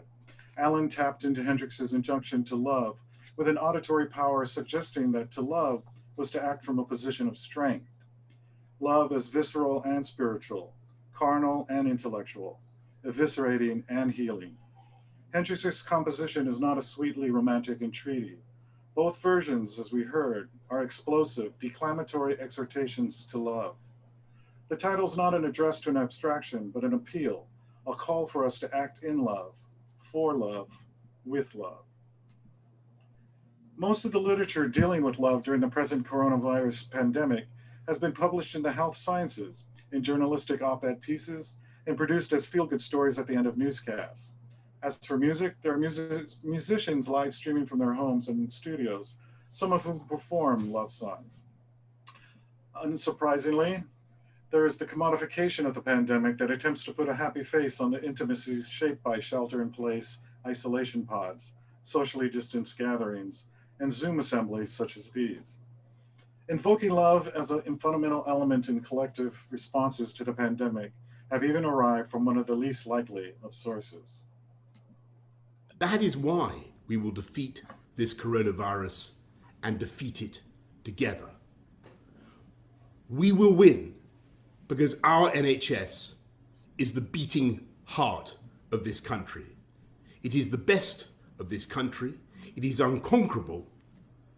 It is powered by love. Needless to say, these examples have little that resonates with the call to love alive that Geri Allen and Jimi Hendrix sounded out. Closer to the kinds of oral demonstrations to love alive that I'm interested in today is the third example to which I want to draw our attention. It sounds out the kind of coming alive to love that I suggest is at the heart of Allen's engagement with Hendrix's song. In the early days of the pandemic, during the shelter-in-place period, everyday New Yorkers, along with others across the globe, expressed love to the workers deemed essential in a way that echoes Allen and Hendrix's music in raising a joyful noise. Notably, most of these essential workers are Black and brown women and men. New Yorkers clapped, whooped, hollered, and banged pots and pans in a decidedly cacophonous declaration of love.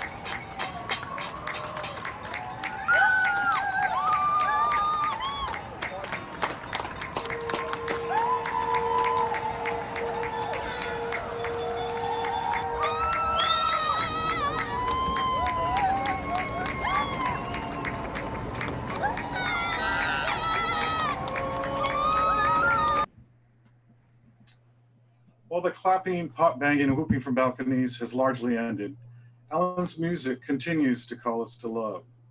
In this moment of social distancing, her music does not offer love as a fragile emotion, unable to transcend isolation, nor asks us to a solitary passivity, but challenges us to act on our love, to storm the challenges we face with equal amounts of passion and grace.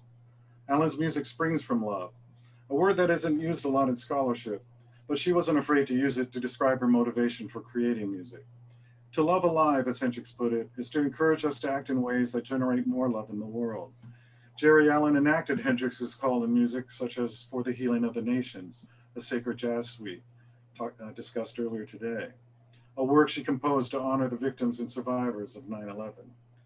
Not one to shy away from the larger social meanings her music held for audiences, Allen's final recording, Grand River Crossings, Motown and Motor City Inspirations, includes the final Supreme single to place in the top 10 titled Stoned Love, on which the group sang, quote, "Now I want to tell you of a great love.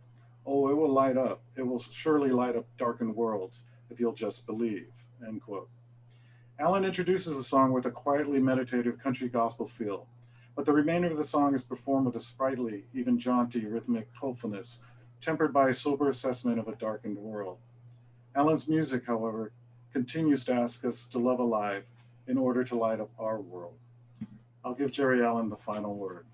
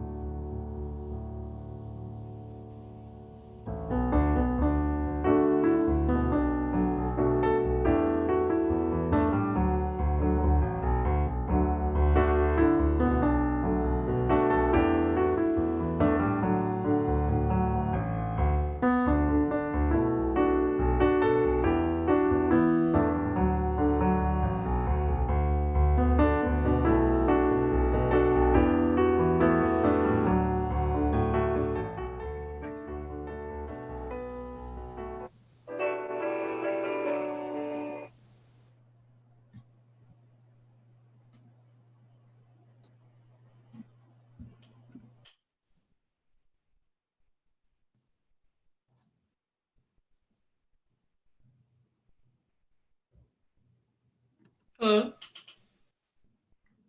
Okay. Wow. Thanks so much for that, Kevin, and thank you, Bob, as well for the introduction for the panel. Just want to say in today's sessions, I've been learning so much today. This has been really amazing. Learning from mentors and colleagues and friends, all friends and lovers of Geri Allen and her legacy and her music. So looking forward to continuing learning about this legacy and her music. And in 2017, I participated with my mentor, Ellie Hisama, and with Yoko Suzuki and Sherry Tucker, gathering statements for a booklet, Remembering Geri Allen, which was for the Feminist Theory and Music 14th biannual meeting at San Francisco State University. So it is out of this statement that my what I'm talking about is coming from. And so I'm gonna share my screen. And also we'll check that everything is working. Does everybody see it? Yep. Okay, great, thanks. So going back to the fall of 2008, and this is something that Ellie Hisama spoke about earlier. We were talking about Geri Allen. During my second year of graduate studies at Columbia University, I was running from my last class to the train, so that I could attend the first rehearsal of a new job, which was being the organist at Bethany Baptist Church of Newark, New Jersey. My colleague, Aaron Johnson, stopped me in the hall and let me know that pianist, composer, educator Geri Allen was giving a masterclass on campus. So while I was really originally intending to be responsible and make it to my first day of work, I knew I had to stay and catch this special occasion. So it's not the first time I met Geri Allen, but it was the first time I performed for her and had a chance to get her advice on music and to hear her speak on some themes that would have deeper meaning to me as I got to know her over the next decade. Geri Allen has been a hero of mine since I was around 15 years old. My teacher in school came back from New York telling me, this is a pianist you need to hear, and it was Geri Allen. The album was 21. And I remember particularly her songs, Drummer's Song and Feed the Fire, really just opened my imagination. I was in awe of the complex interdependence and interplay between her hands, her approach to rhythm, and how the piano was both a powerful percussion instrument and a lyrical voice in her playing, and her rich and dissonant and beautiful harmonies. I studied how she soloed and also how she accompanied, and I just loved all of her compositions. While a student at Oberlin Conservatory, I learned music from her album, The Life of a Song, and my friend, drummer Casa Overall, and I would practice this music together. My professor, Marcus Belgrave, shared stories with me about Geri Allen from her early days in Detroit. Forgot to share this, sorry. From her early days in Detroit, and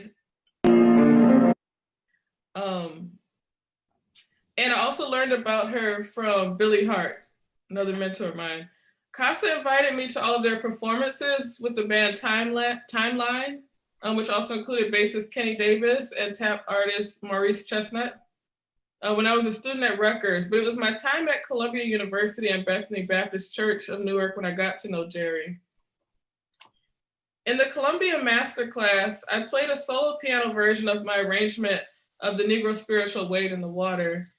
Geri mentioned the importance of honoring the ancestors and paying tribute to and connecting with those who made this music possible by keeping the spirituals alive in our own contemporary way. This is something she has always done in her music, and that is part of what made her music so moving. The connection on a deeper level with the past, with her distinct voice and future-facing experimental music. Then she introduced some technical aspects I could work on to get closer to where I was trying to go musically. I was continuing a rhythmic ostinato in the left hand and improvising in the right hand over the chord changes.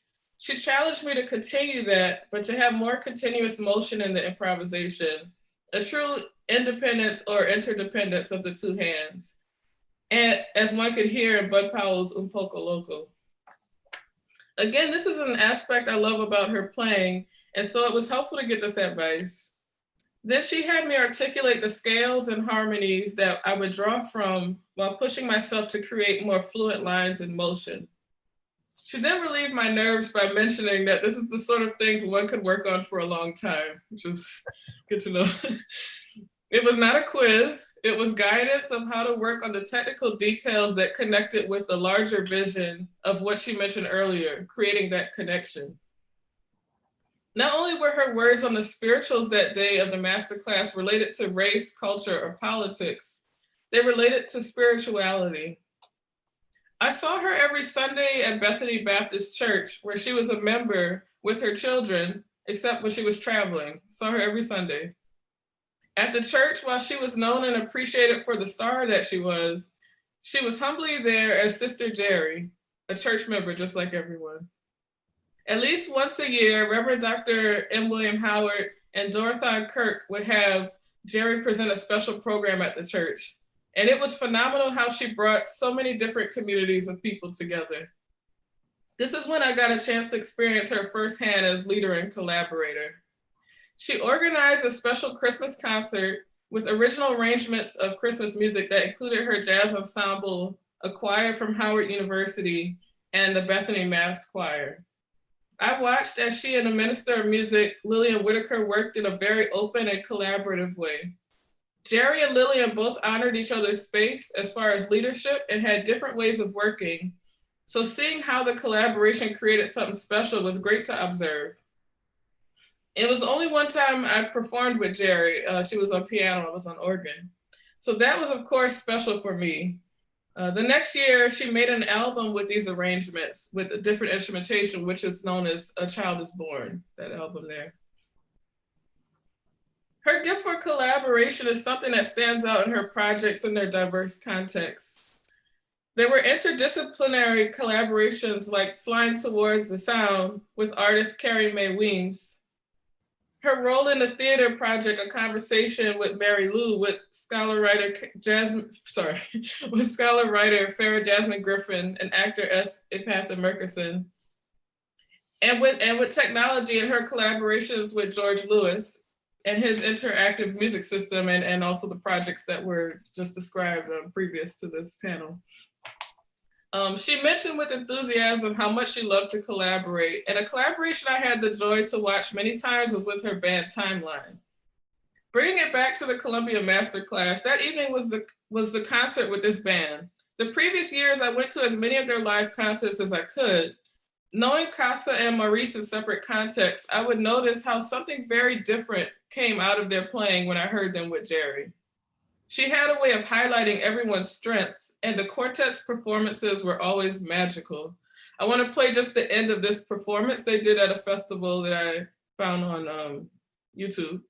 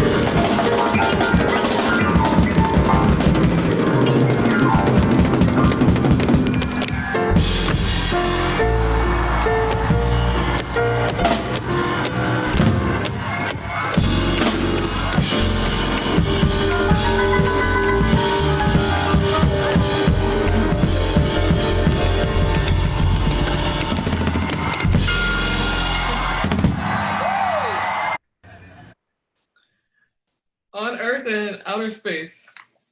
I learned so much and shared an unforgettable moment of bonding after hearing her lecture on Mary Lou Williams at Columbia's Jazz Studies Center a few later after that moment.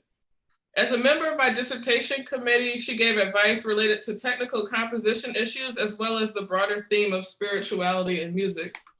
She gave advice as I pursued academia as a career, especially with dealing with jazz studies, to always teach the history and the spirit of this music, which I realized was now an extension of what she said at the masterclass.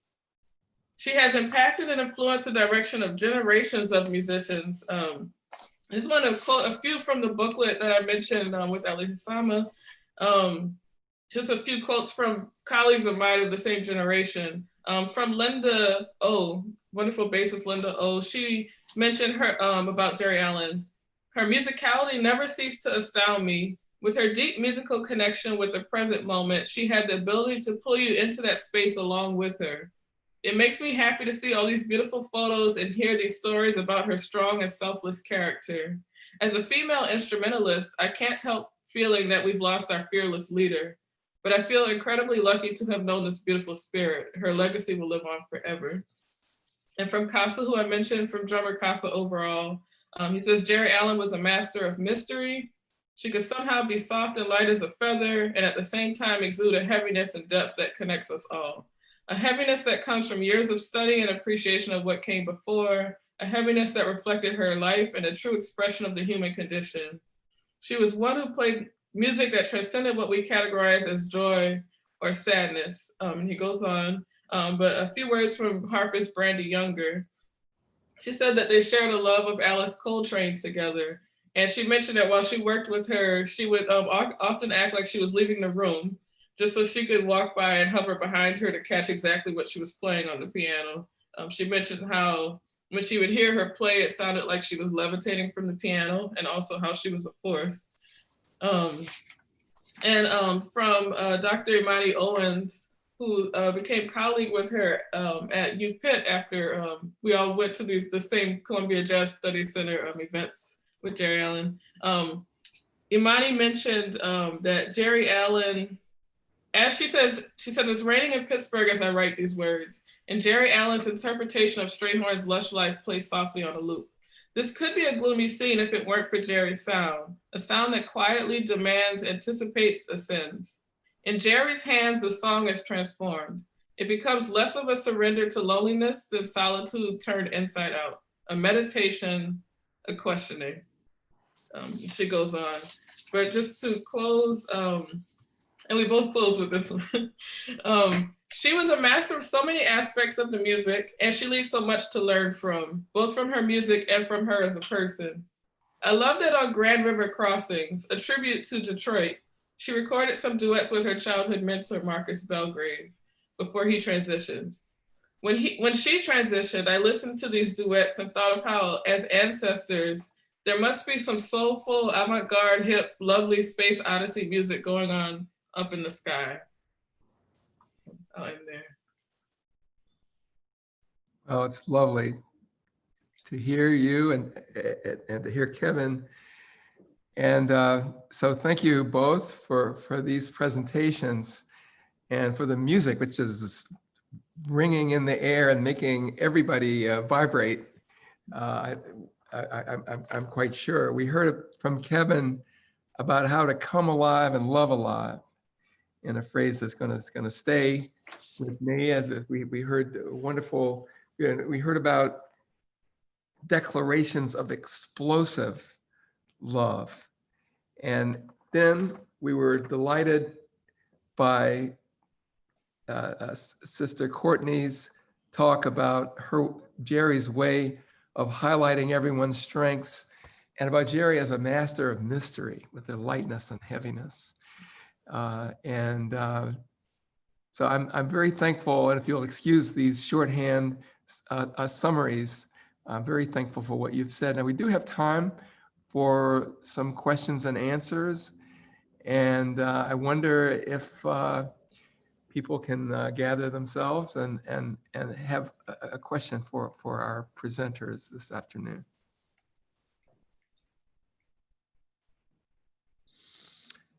Most of the comments so far have been like, oh my, or oh, very inspirational, oh.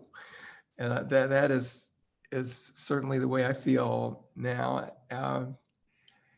Stunning is what someone says. Nicole Mitchell has said it's stunning.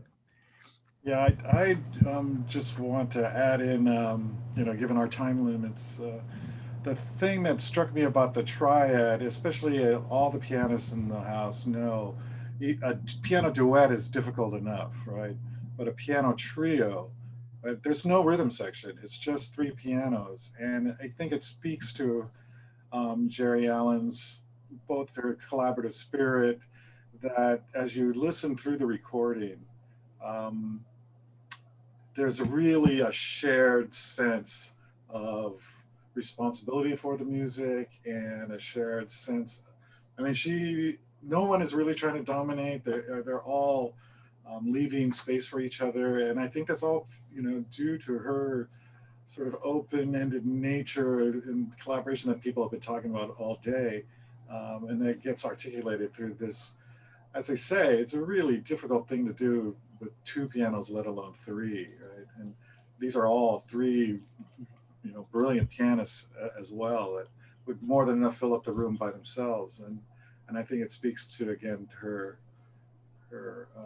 ability to create that kind of space in which everybody can sort of participate, right? Thank you. We do have some questions. Matthew Merowitz asks, has a question for Geri. Did Geri ever talk explicitly, well, for either one of you, did Geri ever talk explicitly about Cecil Taylor, either as an influence or someone important to study?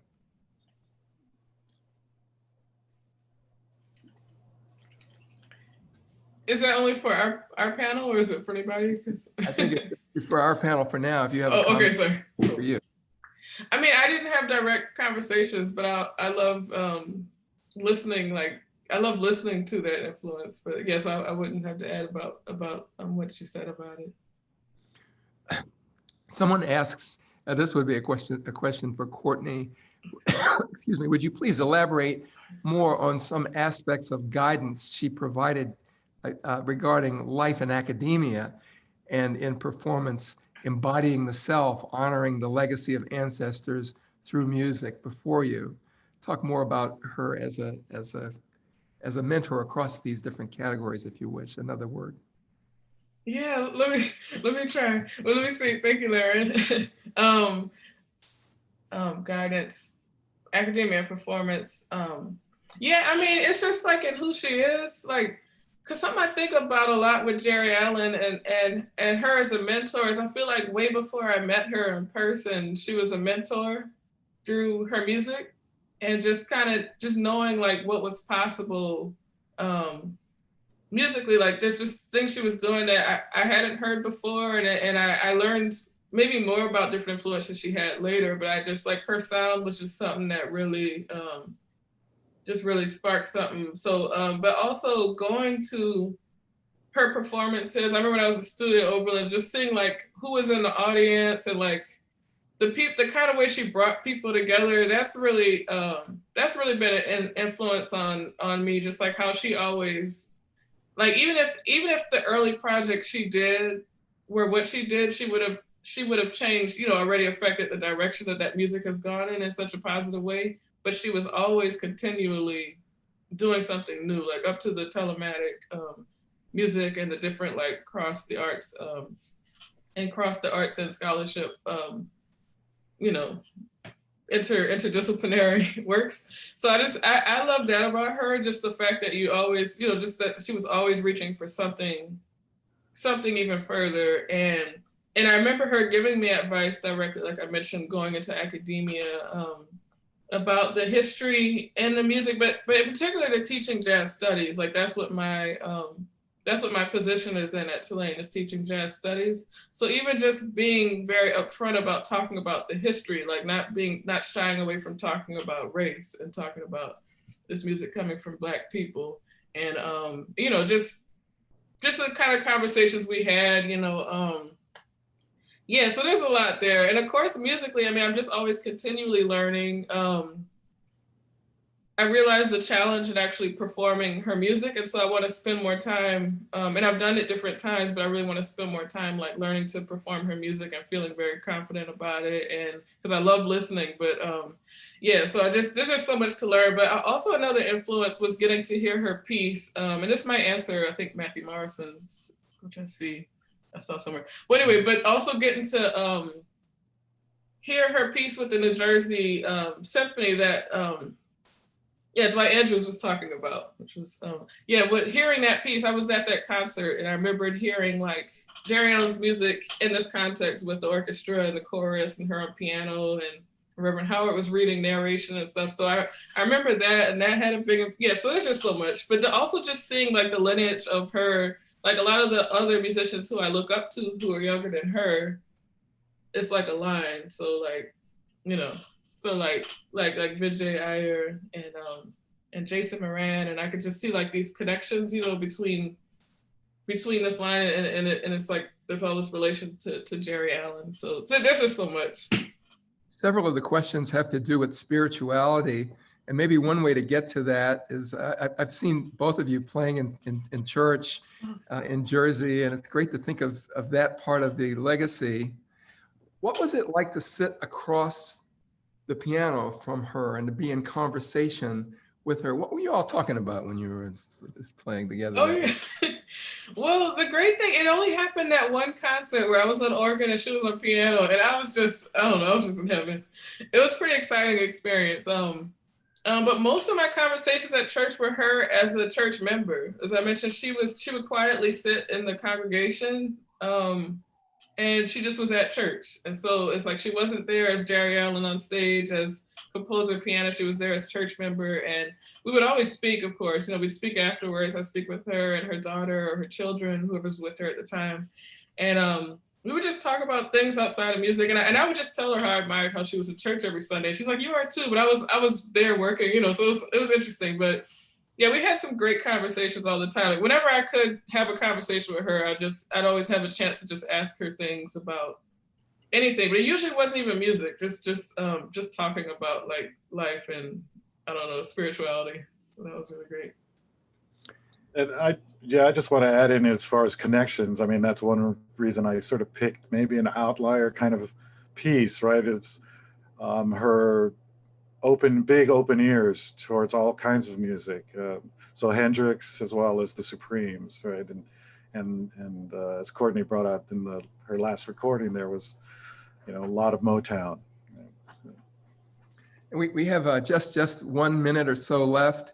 I wonder if Kevin and or Courtney would want to take a minute and say one final thing that you didn't get to say so far by way of summary of what you want to say about Geri Allen. Courtney? I love that her spirit is still with us.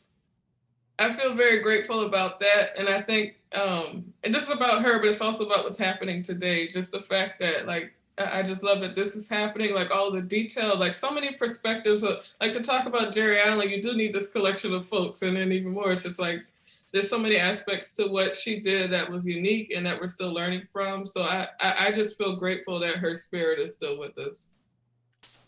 Yeah, and I'll just amen to that and add on that, especially in this moment, we need music like Geri Allen's.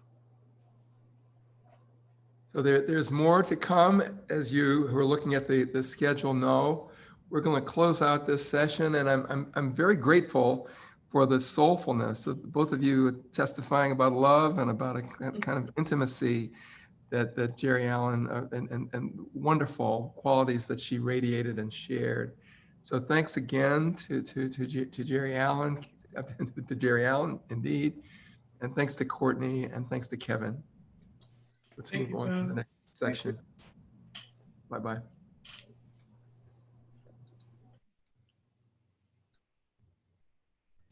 And for those in attendance, we're going to go to a 15-minute break next. As we do, we're going to play 2 videos of Geri. The first is going to be a performance that she did with the Timeline Band of Mary Lou Williams's Roll 'Em from 2015 in Pittsburgh. And then after that, we're going to play a tribute video that was prepared after her passing by the University of Pittsburgh. And then we'll be back in 15 minutes for the keynote.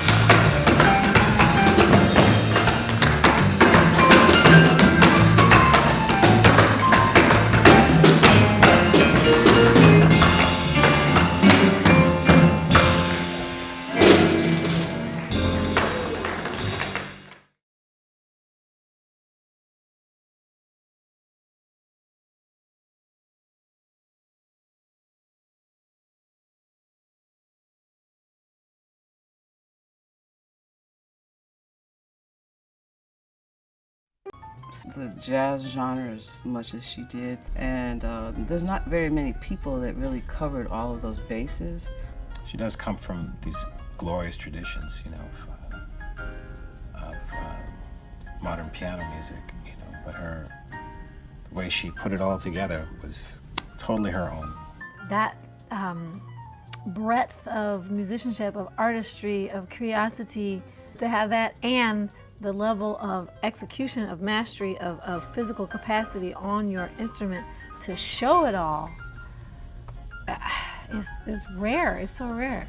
I just deeply admire that courage and that originality that she was in touch with at such a young age. She was a powerful performer. You know, she was a powerful human being. You know, she had a lot of quiet strength. She could channel that strength into everything that she wanted to do musically.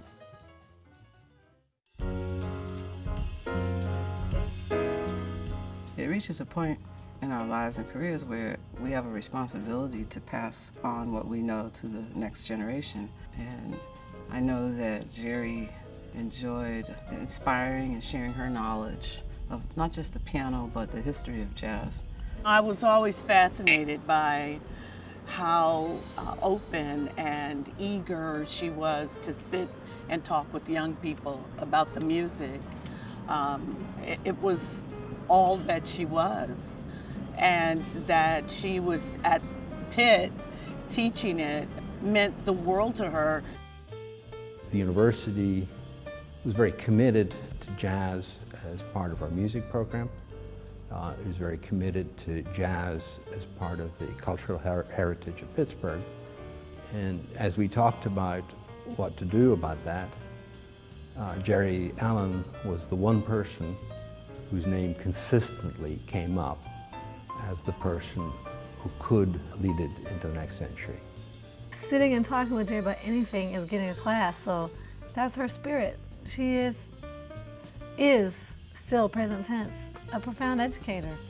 She vindicated the idea that people who are cutting-edge artists at a national and international level can also be very full members of the whole teaching and academic community in a way that was spectacular.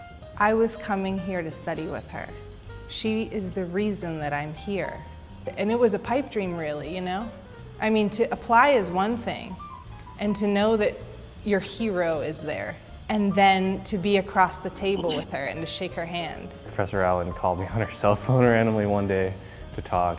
So that was when I was a senior in high school, and we talked for probably like half an hour about like my goals as a jazz musician.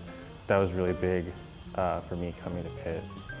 Her gentleness and her ability to persuade people that they could do things that they didn't think they could do was enormous. She just had a huge impact on my playing and my performance and my work ethic and my respect for the tradition of jazz. After each lecture, she'd have a line of about 25 or so kids that wanted to talk to her and shake her hand, and she was just real calm and nice, and she talked to everyone because she wanted to make that connection with each of those students, look them in the eye.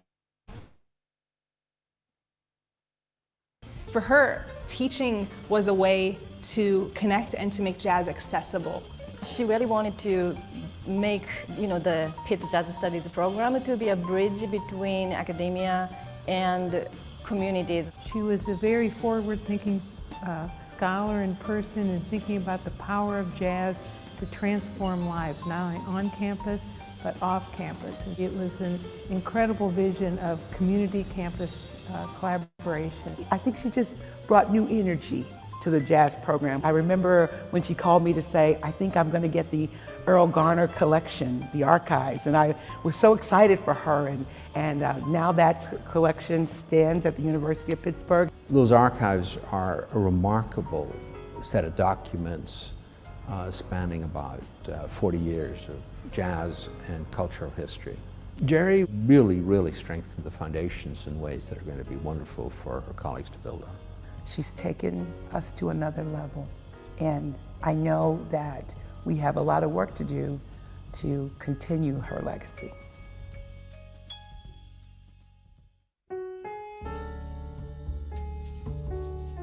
as a female, I looked up to her like a mother. It's still very much a boys' club, and I think that we're all fighting in our own way to try to change that. And Geri, you did a lot to combat this issue.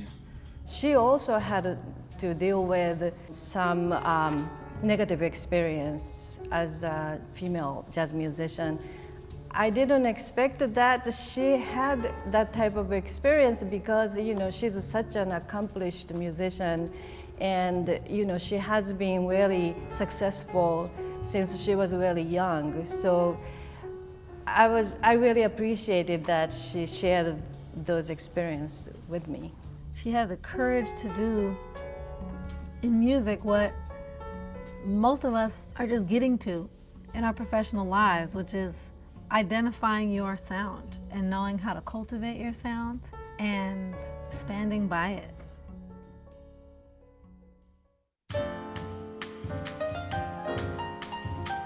Who Geri is, the softness of her, the ferocity as she would sit at the piano. Everything that she is and was is in her music. She lived in front of us in a way that she was courageous and able to take on whatever came her direction. I didn't actually understand what a profound impact she had and was having on me until she left. And it's almost like in the absence, I realized what a special space she was occupying in the music, you know, and just in humanity, in the community at large. It's from her respect and her love for the other students and the other people around her that she just wants to share a passion, and you can feel that presence from her. And to me, that's the most incredible thing that I'll always remember and hope to achieve one day. I'm so grateful to have known her and to have been able to share sometimes with her, really. She has touched my life with her graciousness, and I am grateful that I had the opportunity to be a small part of her life. And ladies and gentlemen, Geri Allen. Let's hear it for Geri Allen. Thank you.